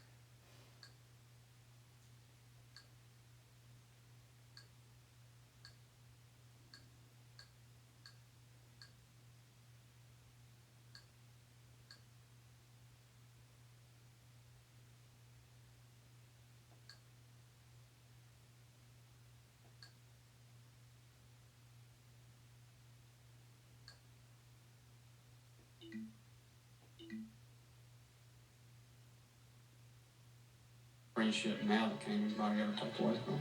Because there's not that many times that you get somebody back and alive, especially as long as we had to work on Gil. He has been through all the rehab, and he's been a wonderful patient on his diet. Erin has always given Gil a real hard time about being a smoker. She's learned this in school, that smoking is bad for you. I don't smoke anymore, and I feel real good. I want to see Erin grow up and graduate, get married, have children of her own. That's why I wanted to live.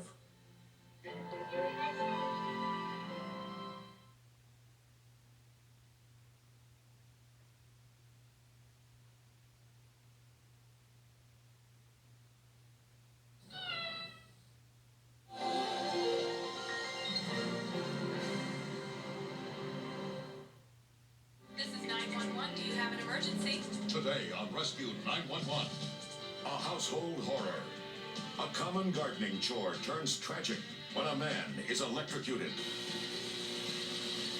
Rescuers must act quickly to save this father-to-be's life. He wasn't gonna wake up.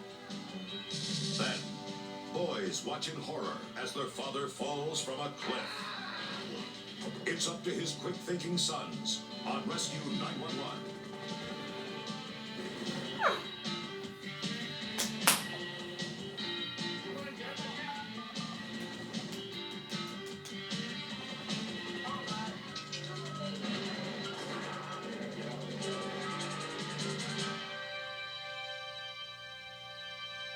We begin on August 10th, 1991, in the suburbs of Cincinnati, Ohio, where Connie Allen and her husband, John, were doing chores. It was Saturday afternoon. We were having company the next day, and I wanted the yard to look beautiful. So I asked John to trim the hedges. They were old hedge trimmer, and it was falling apart, but it still worked, so he just thought he'd just use them real fast.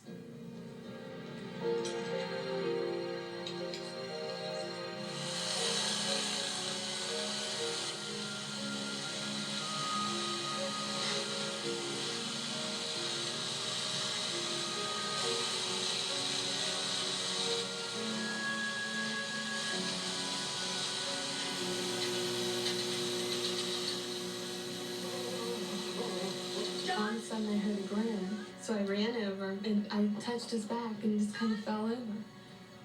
John! He wouldn't respond. His lips are turning blue, and I thought he's dead. But how did he die? I almost wanted to think it was a joke, but I knew that he wasn't going to wake up. I had taken CPR before, but I was just so distraught that I couldn't even think of following the correct steps. So I decided if I screamed as loud as I can, maybe somebody will hear us and help us. A neighbor heard Connie's cries for help and called 911.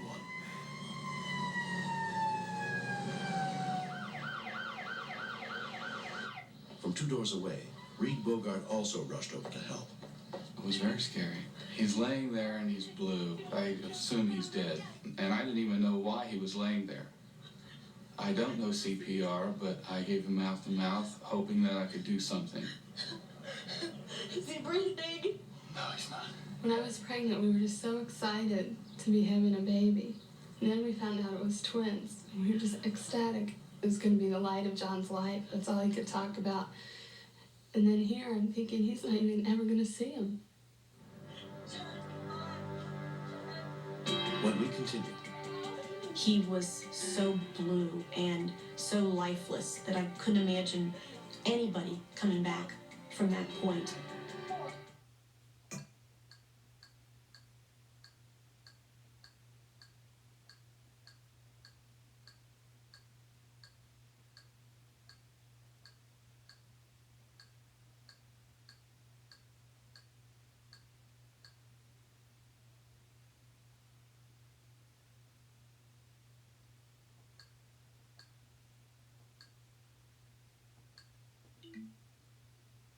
Was only scheduled to be the original pilot of Hot in Cleveland, but was so popular, she was offered a regular role on the show. Go, Betty.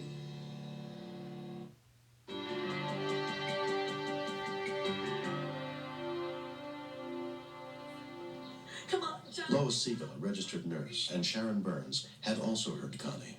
When we approached the backyard, we saw John lying on his back, and he looked terrible. He was so blue and so lifeless that I couldn't imagine anybody coming back from that point.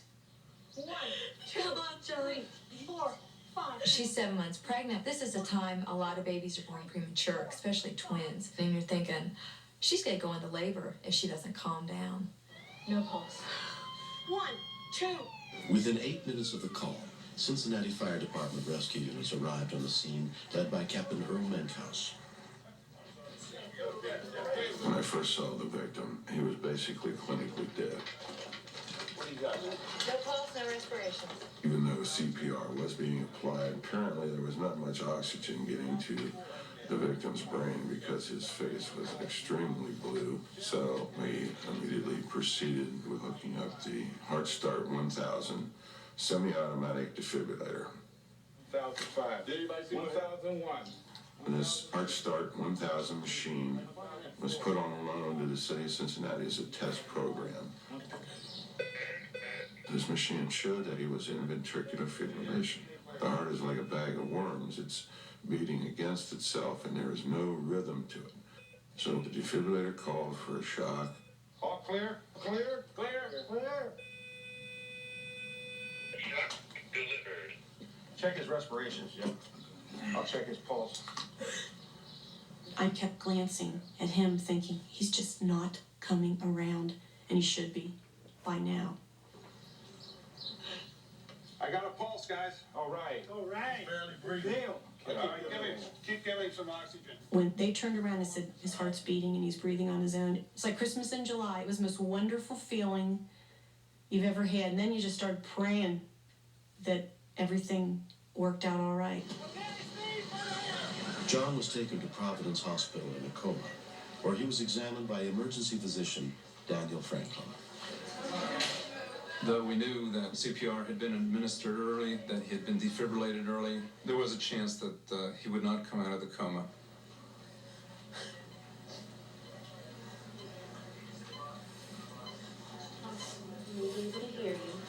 I kept trying to take his hand and put it onto my stomach and saying to John, feel that, Molly and Mary are in there, they need you. You have to wake up.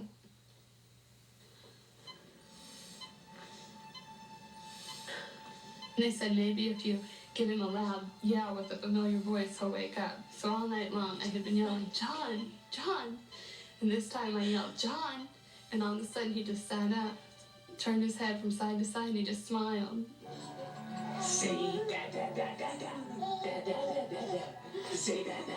You say it. Say it. The heart failure John suffered when he was electrocuted left him with no permanent injuries. I feel very lucky. This year alone, I've been blessed with twins, recovered from a near fatal accident. I'm the luckiest guy in the world. Very clear. What are you doing? There's not a day that goes by now where I'll see John with the babies and I think they could have been without us. So grateful. I'm so happy for them that they get to have a daddy like John. In looking into the accident, it was found that John had plugged a frayed hedge-trimmer cord with a 3-pronged plug into a 2-pronged adapter, so it was not properly grounded. When he touched the chain-link fence, he was severely electrocuted. Had that 2-pronged adapter not been on, when he got the shock, it would have immediately turned off. Do you need something? Do you need a toy? When John was in his coma, I was promising him that he could play golf whenever he wanted, that he'd never have to do yard work again. God, no. She lied. It's funny because your perspective changes so dramatically when something like this happens, and you really focus on the important things in life, like your family and your kids, and that's what's important to me. But I've learned that yard work really stinks. You just don't do it. I'm so grateful to Reed and Sharon and Lois and that rescue squad. They saved John's life. That means everything to us, so therefore they mean everything to us. I had my first kiss down here. It wasn't me. Next. Rescue? Oh, yeah. He fell off a cliff, you two. Fell off a what? He's injured. Where did he fall at? He fell off a cliff.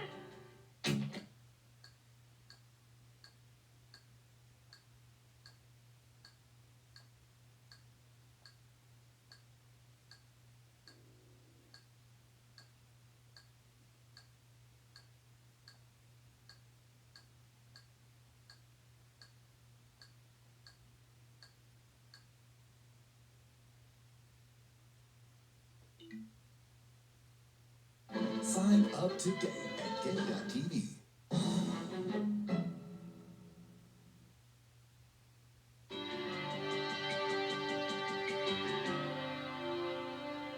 In the spring of 1990, 14-year-old Jeremy McLaren of Charlottesville, Virginia, had learned basic life-saving in one of his high school classes. He never imagined that within a few weeks he'd be using those skills to try and save the life of someone he loved.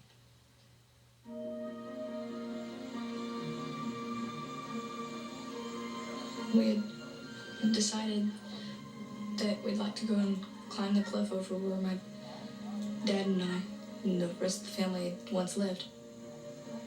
When we got to there, we didn't really recognize it and stuff, but it was really awesome looking.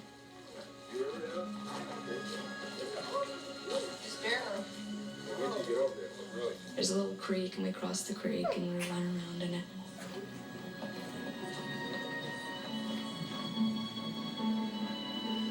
There's this huge 80-foot cliff and everything, and so then we went over to the cliff and we started to climb and everything. My dad was looking around for a good place and found a good place and started climbing.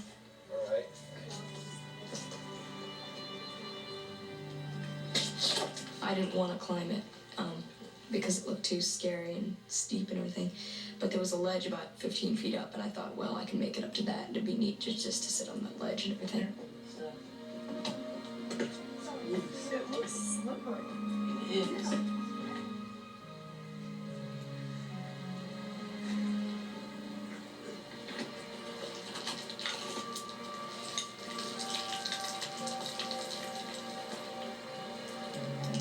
I got up to about 12 feet, and I decided, no, I don't want to do this. It looks too dangerous. But my dad kept on climbing.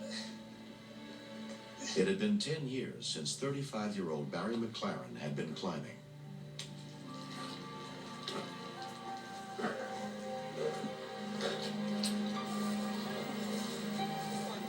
We found a trail that just went up like a hill or something, went and just led you right up to the top. We looked down, we saw my dad climbing. He says, I don't know if I want to go on or not, but going up sure does look a whole lot easier than going down. Barry had been climbing the sheer rock face for nearly 20 minutes when his muscles began to cramp. Before he's been able to climb it successfully and climb all the way up it, but this time for some reason he said his hands were hurting and that his hands were really tired.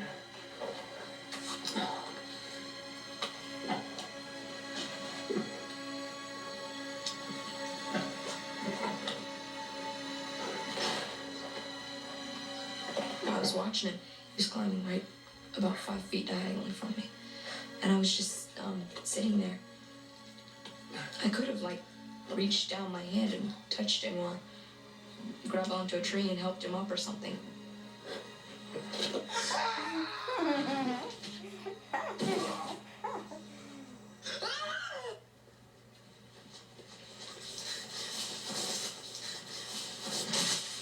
And I freaked out at first. And I said, Dad just fell off. So we're running down the hill. I got control of myself.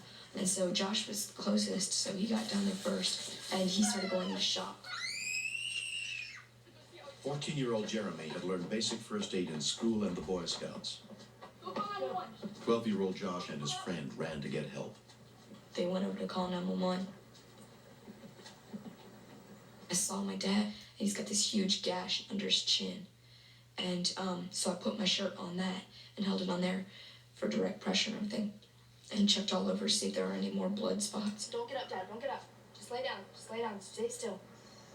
I was feeling a mixture of sadness and scared because I didn't know if he was gonna die or not. Rescue. Rescue. Oh, yeah. He fell off a cliff. Fell off a what? He's injured. Where did he fall at? He fell off a cliff. Where at? Like over, where is it? Okay, Is there anybody else there? yeah, talk to her. Okay. Yeah, the man fell off a cliff that had Old Quarry Road. Old Quarry. Uh-huh. What's the address there?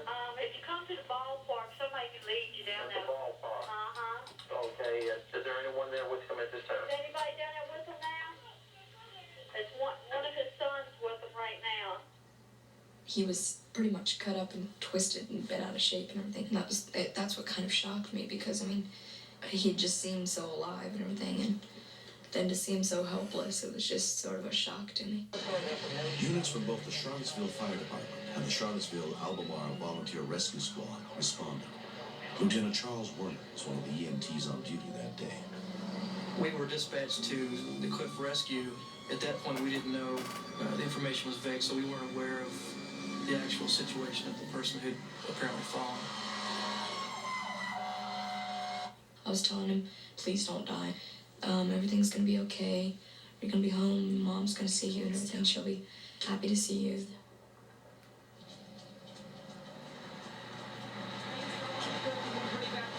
"14-year-old Corbin Snow met Fire Captain Bill Lewis at the nearest road and told him what had happened.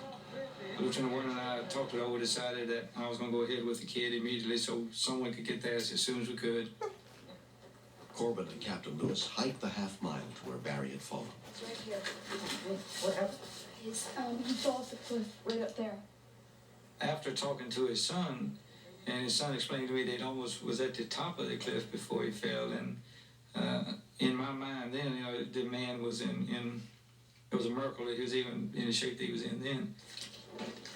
His son Jeremy was there, and he was able to give us information specifically as to how his father fell, which helped us in providing the best treatment that we could. We were able to determine by the mechanism of injury that he probably had a great deal of internal injury, and we realized that he may have some spinal injuries. Barry, doing all right? He won't tolerate an OPR where he doesn't have enough room. Barry McLaren was rushed to the University of Virginia Medical Center in critical condition. Dr. Adam Abram was the general surgery resident on call that day. You getting air into your lungs? Okay, 1, 2, 3. He came into the emergency room and he had obvious facial trauma, a lot of hemorrhaging from his mouth, open gaping wounds on his lower chin and on his cheeks. Barry, take a deep breath. Anytime you have facial fractures, the possibility of a cervical spine injury and paralysis is always there. Barry, do you know where you are right now? Arm down for me. You know where you are?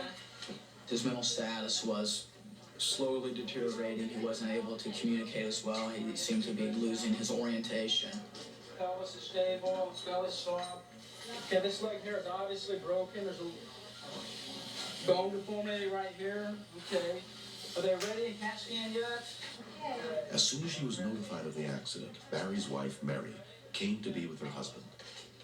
He had fallen evidently on his jaw. His mandible was broken in 25 or more places, and it evidently shattered up into his face and into his forehead.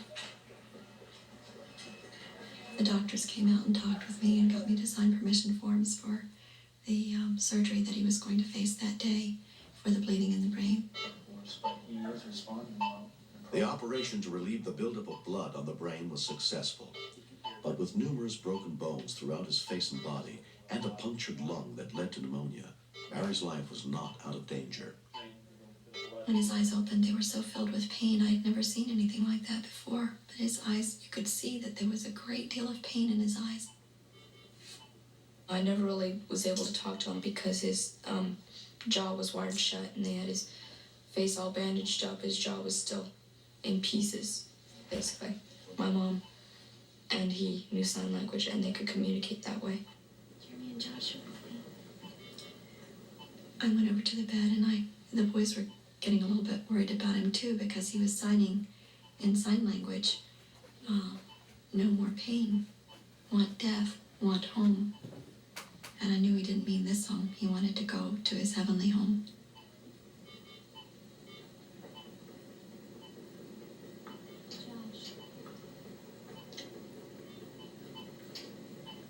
The pain that he was going through was so excruciating that he had just given up his will to live. I wondered if it was right for us to ask him to stay here and suffer so much. But I knew that he needed to be here for our children, that they needed a father. After 3 weeks in the hospital, Barry McLaren had managed to recover enough to go home.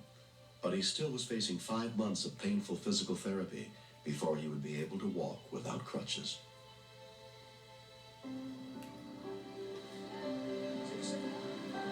By Saturday evening, the pain was so severe that I really preferred the thought of not continuing, of going ahead and giving up my life. But the thing that, of course, kept occurring to me was that I didn't want to leave my wife. I didn't want to leave my children.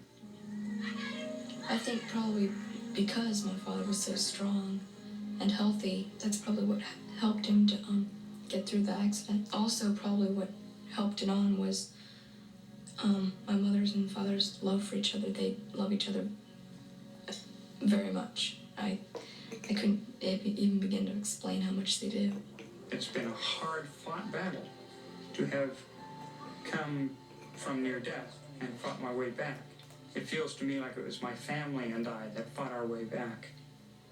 And so while at the same time there's the loss of the sense of invulnerability, there's also a sense that, hey, we can do anything together.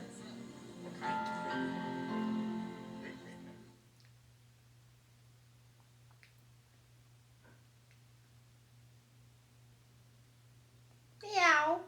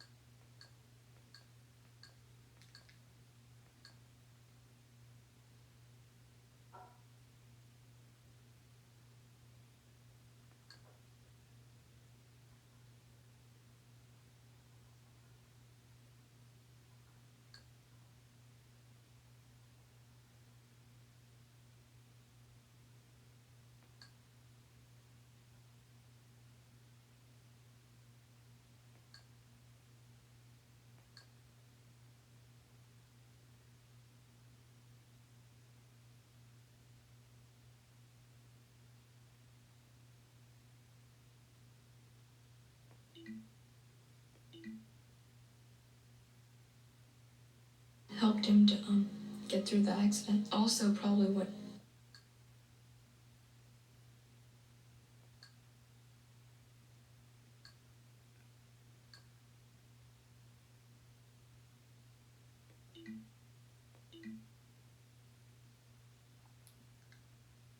Football for 49ers.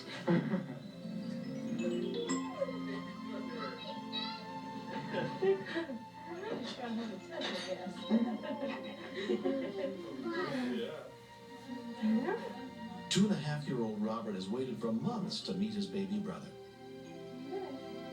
All my dreams is that they're gonna grow up, they're gonna do what they want, and we're gonna help them any way we possibly can in what they want for their dreams. And we're gonna help them every step of the way.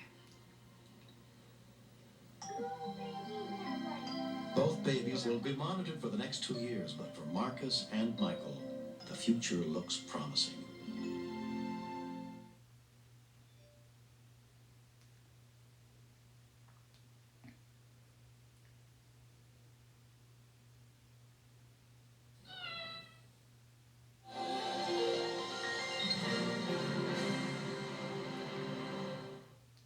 This is 911. Do you have an emergency? Today on Rescue 911, they were home alone. Rescuers race to save 2 girls held hostage in their own home. Learn what you can do to protect your child at home. Is he there to steal jewelry? Is he there to rape someone? Then, a firefighter suffers a heart attack on the job. All of a sudden, I saw Gil's body tighten up. Rescuers fight to keep their friend alive on Rescue 911.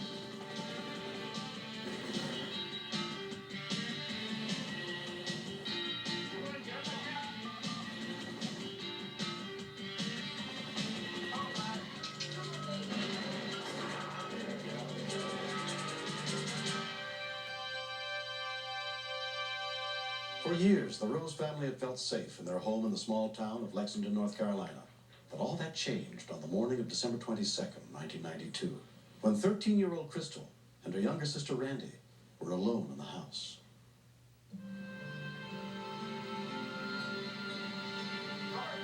We feel like Crystal was capable, but she is a mature 13-year-old, to stay at home. The day before, a stranger came to the door. They did not know who this person was.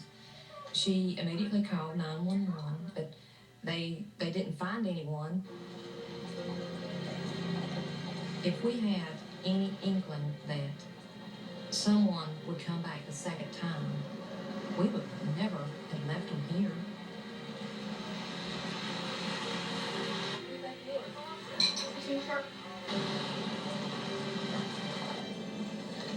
Who is that? You recognize it? No. The house sits 3,400 yards off the road. There's only a small opening in the trees to the highway. Get in the room and drive back in the morning. Apparently it was a building of their suspicion. Something told them it wasn't right. Seeing a car they didn't recognize. Seeing a person they didn't recognize. And then you could put on gloves.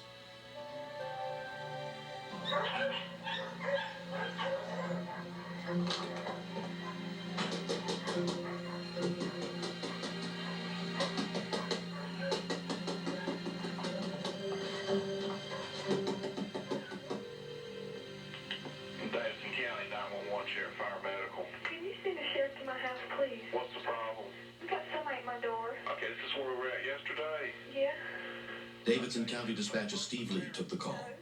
Yesterday didn't turn out to be anything, and my first thought was, well, it's going to be the same thing. Is it the same But you have to treat everything like it's real. Okay, are you there by yourself? When we continue. I've heard people being beat up on telephone. I've heard people having heart attacks on telephone. But just to lose them completely was scary. Every Saturday on Get TV.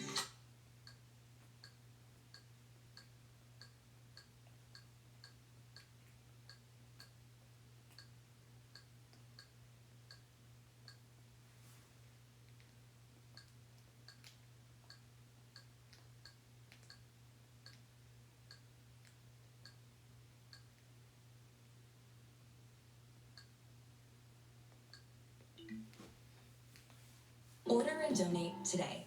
Extra, extra. It's the Get TV newsletter featuring star interviews, fun facts, and schedule highlights. Sign up today at get.tv.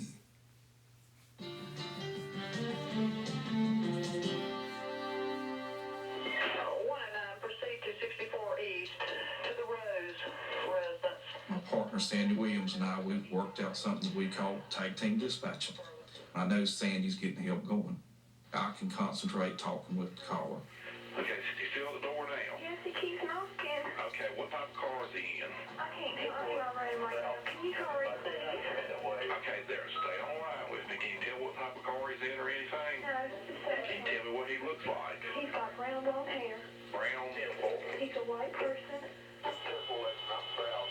My closest car was down south, was nowhere close to the area.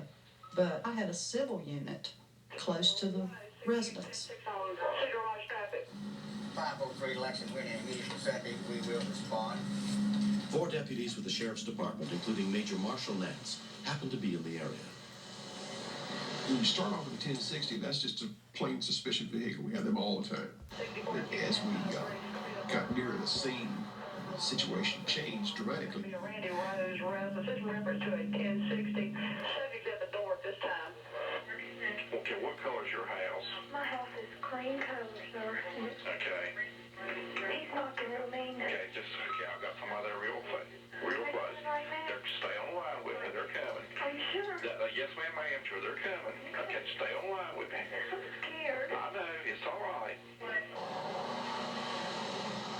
Captain Danny Brown was one of the 4 civil officers in the car.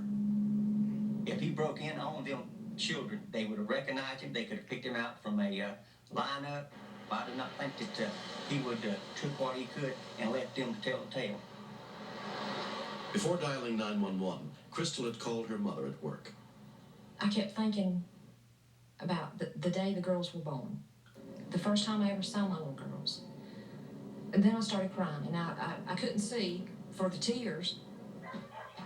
Okay, are there any cars in your driveway? No. Okay. He keeps knocking. Okay, it's all right. Can you tell them to hurry up? Ma'am, they're on the way. Are you sure? Ma'am, I'm sure. Okay, I got one right there at I-85 right now. They knocked the door down. He's knocked the door down. 109, 105, 10, 12, 503. Subject has made entry at this time. Stay on the line with me, okay? He's in here. Okay, stay on the line with me. You got a beige house, right? Okay, what's going on now? Is he in the bedroom with you?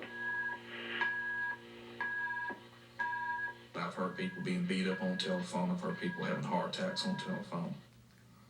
But just to lose them completely was scary. This is one of the contact subject has gained entry into the house. I didn't know if he was in the room with them, had he took them hostage, or had he heard them before we got there.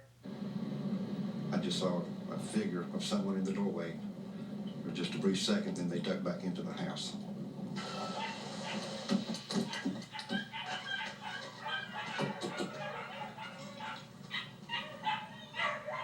You don't know what's going through the mind of the individual doing the break-in. Is he there to steal jewelry? Is he there to rape someone? Is he there to murder someone? Church folks, come out, your hands up. Sheriff Department. Sheriff Department. Where is he? He's downstairs. He's got my daddy's gun. You drove by it? Yeah. No, stay up here. Stay up here. Sergeant Danny Smith headed around the back. Hold it. Turn around, face the wall. Put your hands on the wall. At that particular moment, it kind of shocked me to see someone with a suit coming out. He said he was a salesman, but I don't know what he was selling. Apparently he's a career criminal. He had got out of prison in May. Detective Jody Schoaf was the investigating officer. Had it not been for the quick response of the girls using the phone and calling for help and the deputies being close by, could have had 2 victims instead of 2 heroes. When our eyes met, Crystal came running to me. She says, Mama, she says, he put a gun to my head. And I fell apart. I completely fell apart. The suspect subsequently pleaded guilty to 3 felony counts and was sentenced to 32 years in prison.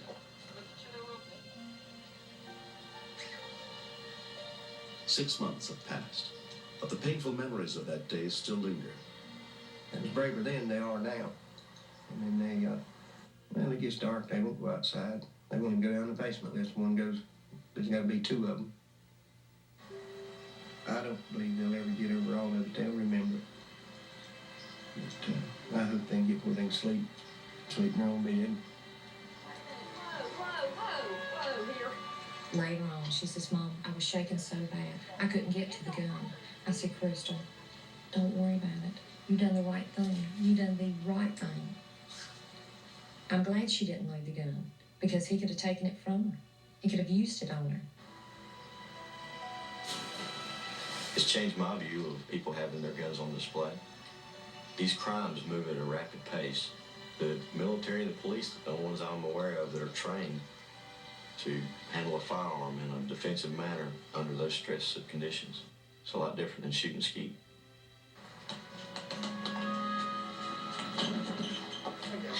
I was scared when he had my gun in my hand because I really wasn't sure if it was loaded or not. I think she's smart for what she did. I was scared. I thought he was going to take us with him. Me and my sisters don't fight as much. This brought us a lot closer. She helped out too, because she listened. The kids did great. They stayed on the line with us. I mean, she was nervous, and that's to be expected, but she stayed calm with Steve, more so than I think a lot of kids would have done. Every child is a gift from God. They are my precious gifts, and always will be. Next. We're all a little bit scared because here's a man that we work with, one minute we're talking to him, and the next.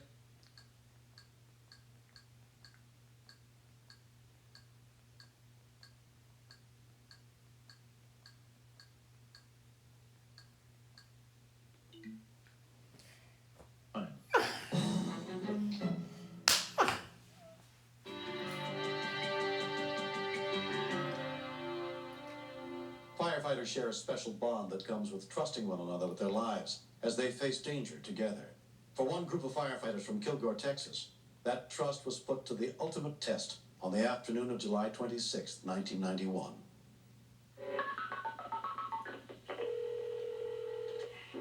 911 emergency. We got a fire on this particular Super Saver in Kilgore. You have a fire? Yeah, in the store. $100 unit, $200 unit. If you have a report of a fire, we'll be a Super Saver inside the... Kilgore Fire Department units responded from 2 different stations, including EMT firefighter Danny Eason. We as firemen are just like family. Whenever you're at the fire station, you're with those people for 24 hours. You're never apart. We probably spend more time together than we spend with our wife and kids. We rolled into the front. Our 2 engines was already there with Captain Messer. From what I understand, somebody told him that there were 2 employees in the building, and so his concern was getting those people out of the building. Captain Gil Messer rushed in without putting on his air mask. Captain Eastman asked me to go on in and check on Gil, because we don't just go one person inside a burning structure. Firefighter Tony Smith joined Gil Messer in trying to put out the blaze. With the stuff that we had in the store, like the chlorine bleach, we're looking at a pretty dangerous situation because you get poison fumes off the bleach. It was pretty heavy smoke. It's real white smoke, totally different from anything that I've ever seen. The fire was extinguished within 30 minutes. We were all standing around talking, and Gil made the comment to me that he felt like he had gotten a little bit too hot. He didn't look good. He looked kind of pale and had a little bit of a gray tone to his skin. Paramedic Dave Taylor was doing routine checks of all the firefighters. The only fireman that didn't feel well and didn't look good was Gil Messer. He mentioned that he was just really tired, and he said, cigarettes are going to kill me. They keep robbing me of my breath. All of a sudden, I saw Gil's body tighten up, and Tony reached out and grabbed him. I ran over and immediately started checking for carotid pulse. And I could get a live pulse at that time. It was real faint. Somebody give me a big take up. Get that passport in here. We were all a little bit scared because here's a man that we work with. One minute we're talking to him, and the next minute he's laying on the ground. I couldn't get any reading on the blood pressure cuff. So I went in and checked his carotid pulse again and couldn't get a pulse. Let's go. Let's go. We need to go. I thought that maybe it was the chlorine bleach, that maybe he had gotten some smoke and it had caused him to have a seizure and caused his heart to stop. Just as soon as we got him in the ambulance, I started chest compressions on Gil. Robert, call the hospital. Tell them go ahead and call Code Blue. I've done CPR several times, but I've never had to do it on one of my fellow firemen. Gil's condition continued to grow worse. He did not revive in the ambulance, and driving in, I thought I was going to see my first firefighter die in the line of duty.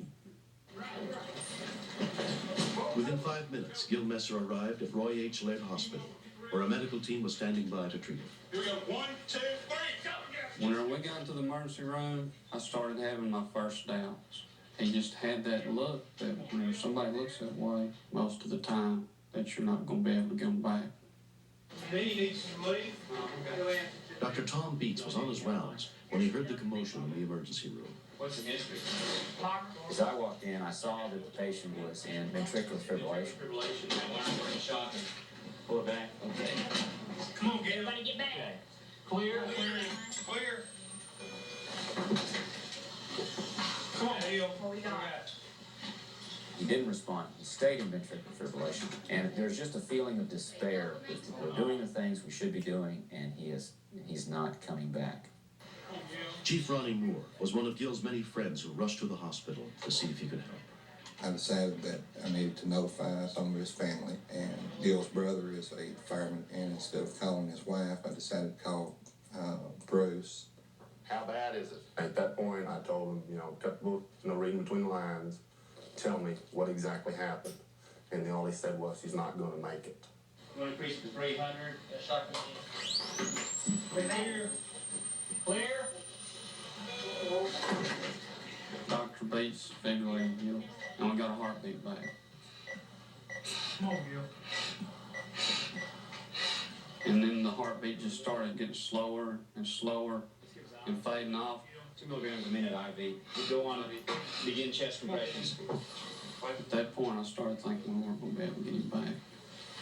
Come on, man. Do you need a break? But nobody was ready to give up on Gil. Come on, Danny. Danny had been doing chest compressions on his friend for more than 30 minutes. When he became exhausted, he finally let Dave take over. How much time has it been? About 30 minutes. He's back in V-fib again. Let me go ahead and try one more time. Oh, he's blue. Clear. Clear. Come on, Gil. Hold off on chest compressions. Come on, Gil. Come on, go through it, man. Come on, Bubba. Hold it, he's up. No pulse. Come on, Gil. Okay, he's got a pulse. Come on, Bubba. Got a pulse. After a few seconds, he came back. Come on, Gil. Pressure 70 is strong. Over the next minute, he developed a regular rhythm, just like you and I have. He's got a good pulse. Go ahead and suction him out. Even though we had a heartbeat, he still looked dead. But all of a sudden, his eyes rolled forward and he looked up at me. I said, Gil, can you hear me? And he nodded and said, yes. Oh, man. That was great. I honestly believe that day I saw the life come back into Gil Messer. I talked to him for a few more minutes.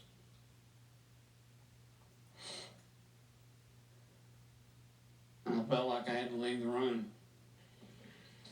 I didn't want to leave Gil, but I felt like I was fixing to break down, and I didn't want him to see it.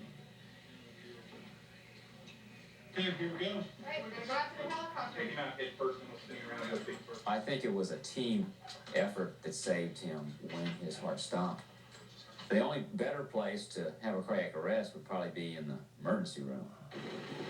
Gil was taken by air ambulance 30 miles to the cardiac care unit of Mother Francis Hospital, where he underwent a battery of tests.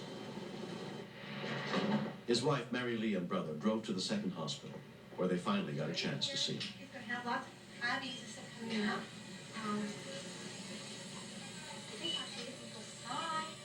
I took his hand and brushed his hair back. A tear rolled down his cheek. He said, I love you. He looked wonderful. It was so good to see him lying there. 2 months after his heart attack, Gil Messer returned to work alongside his friends and co-workers at the Kilgore Fire Department. The firefighters, through the grace of God, saved my life. Maybe the reason I'm still around is to tell firefighters they need to try to stay more physically fit and eat better foods. Because if it's going to happen to me at 40 years old, it can happen to anybody. Gil underwent successful angioplasty to open up a blocked artery. He's grateful to all the people who helped save his life that day, and especially to Danny. Danny and I were good friends before, but I feel like all this has brought us a lot closer together. In my heart, I feel like there won't be any way that I'll ever be able to repay him for what he did.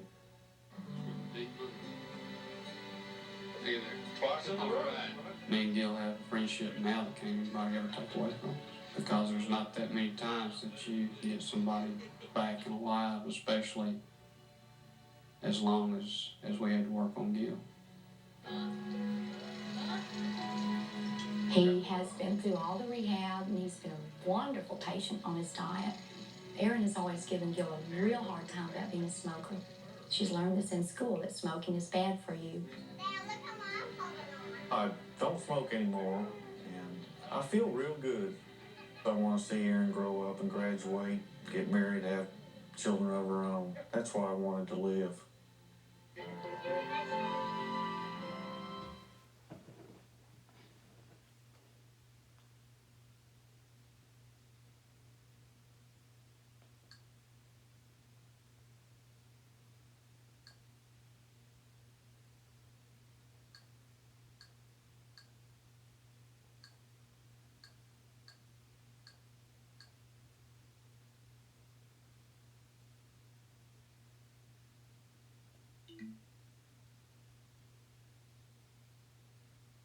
In main menu, join button 1 For of 10. more full In Rescue main menu, 911 join videos, hit the big red button and subscribe.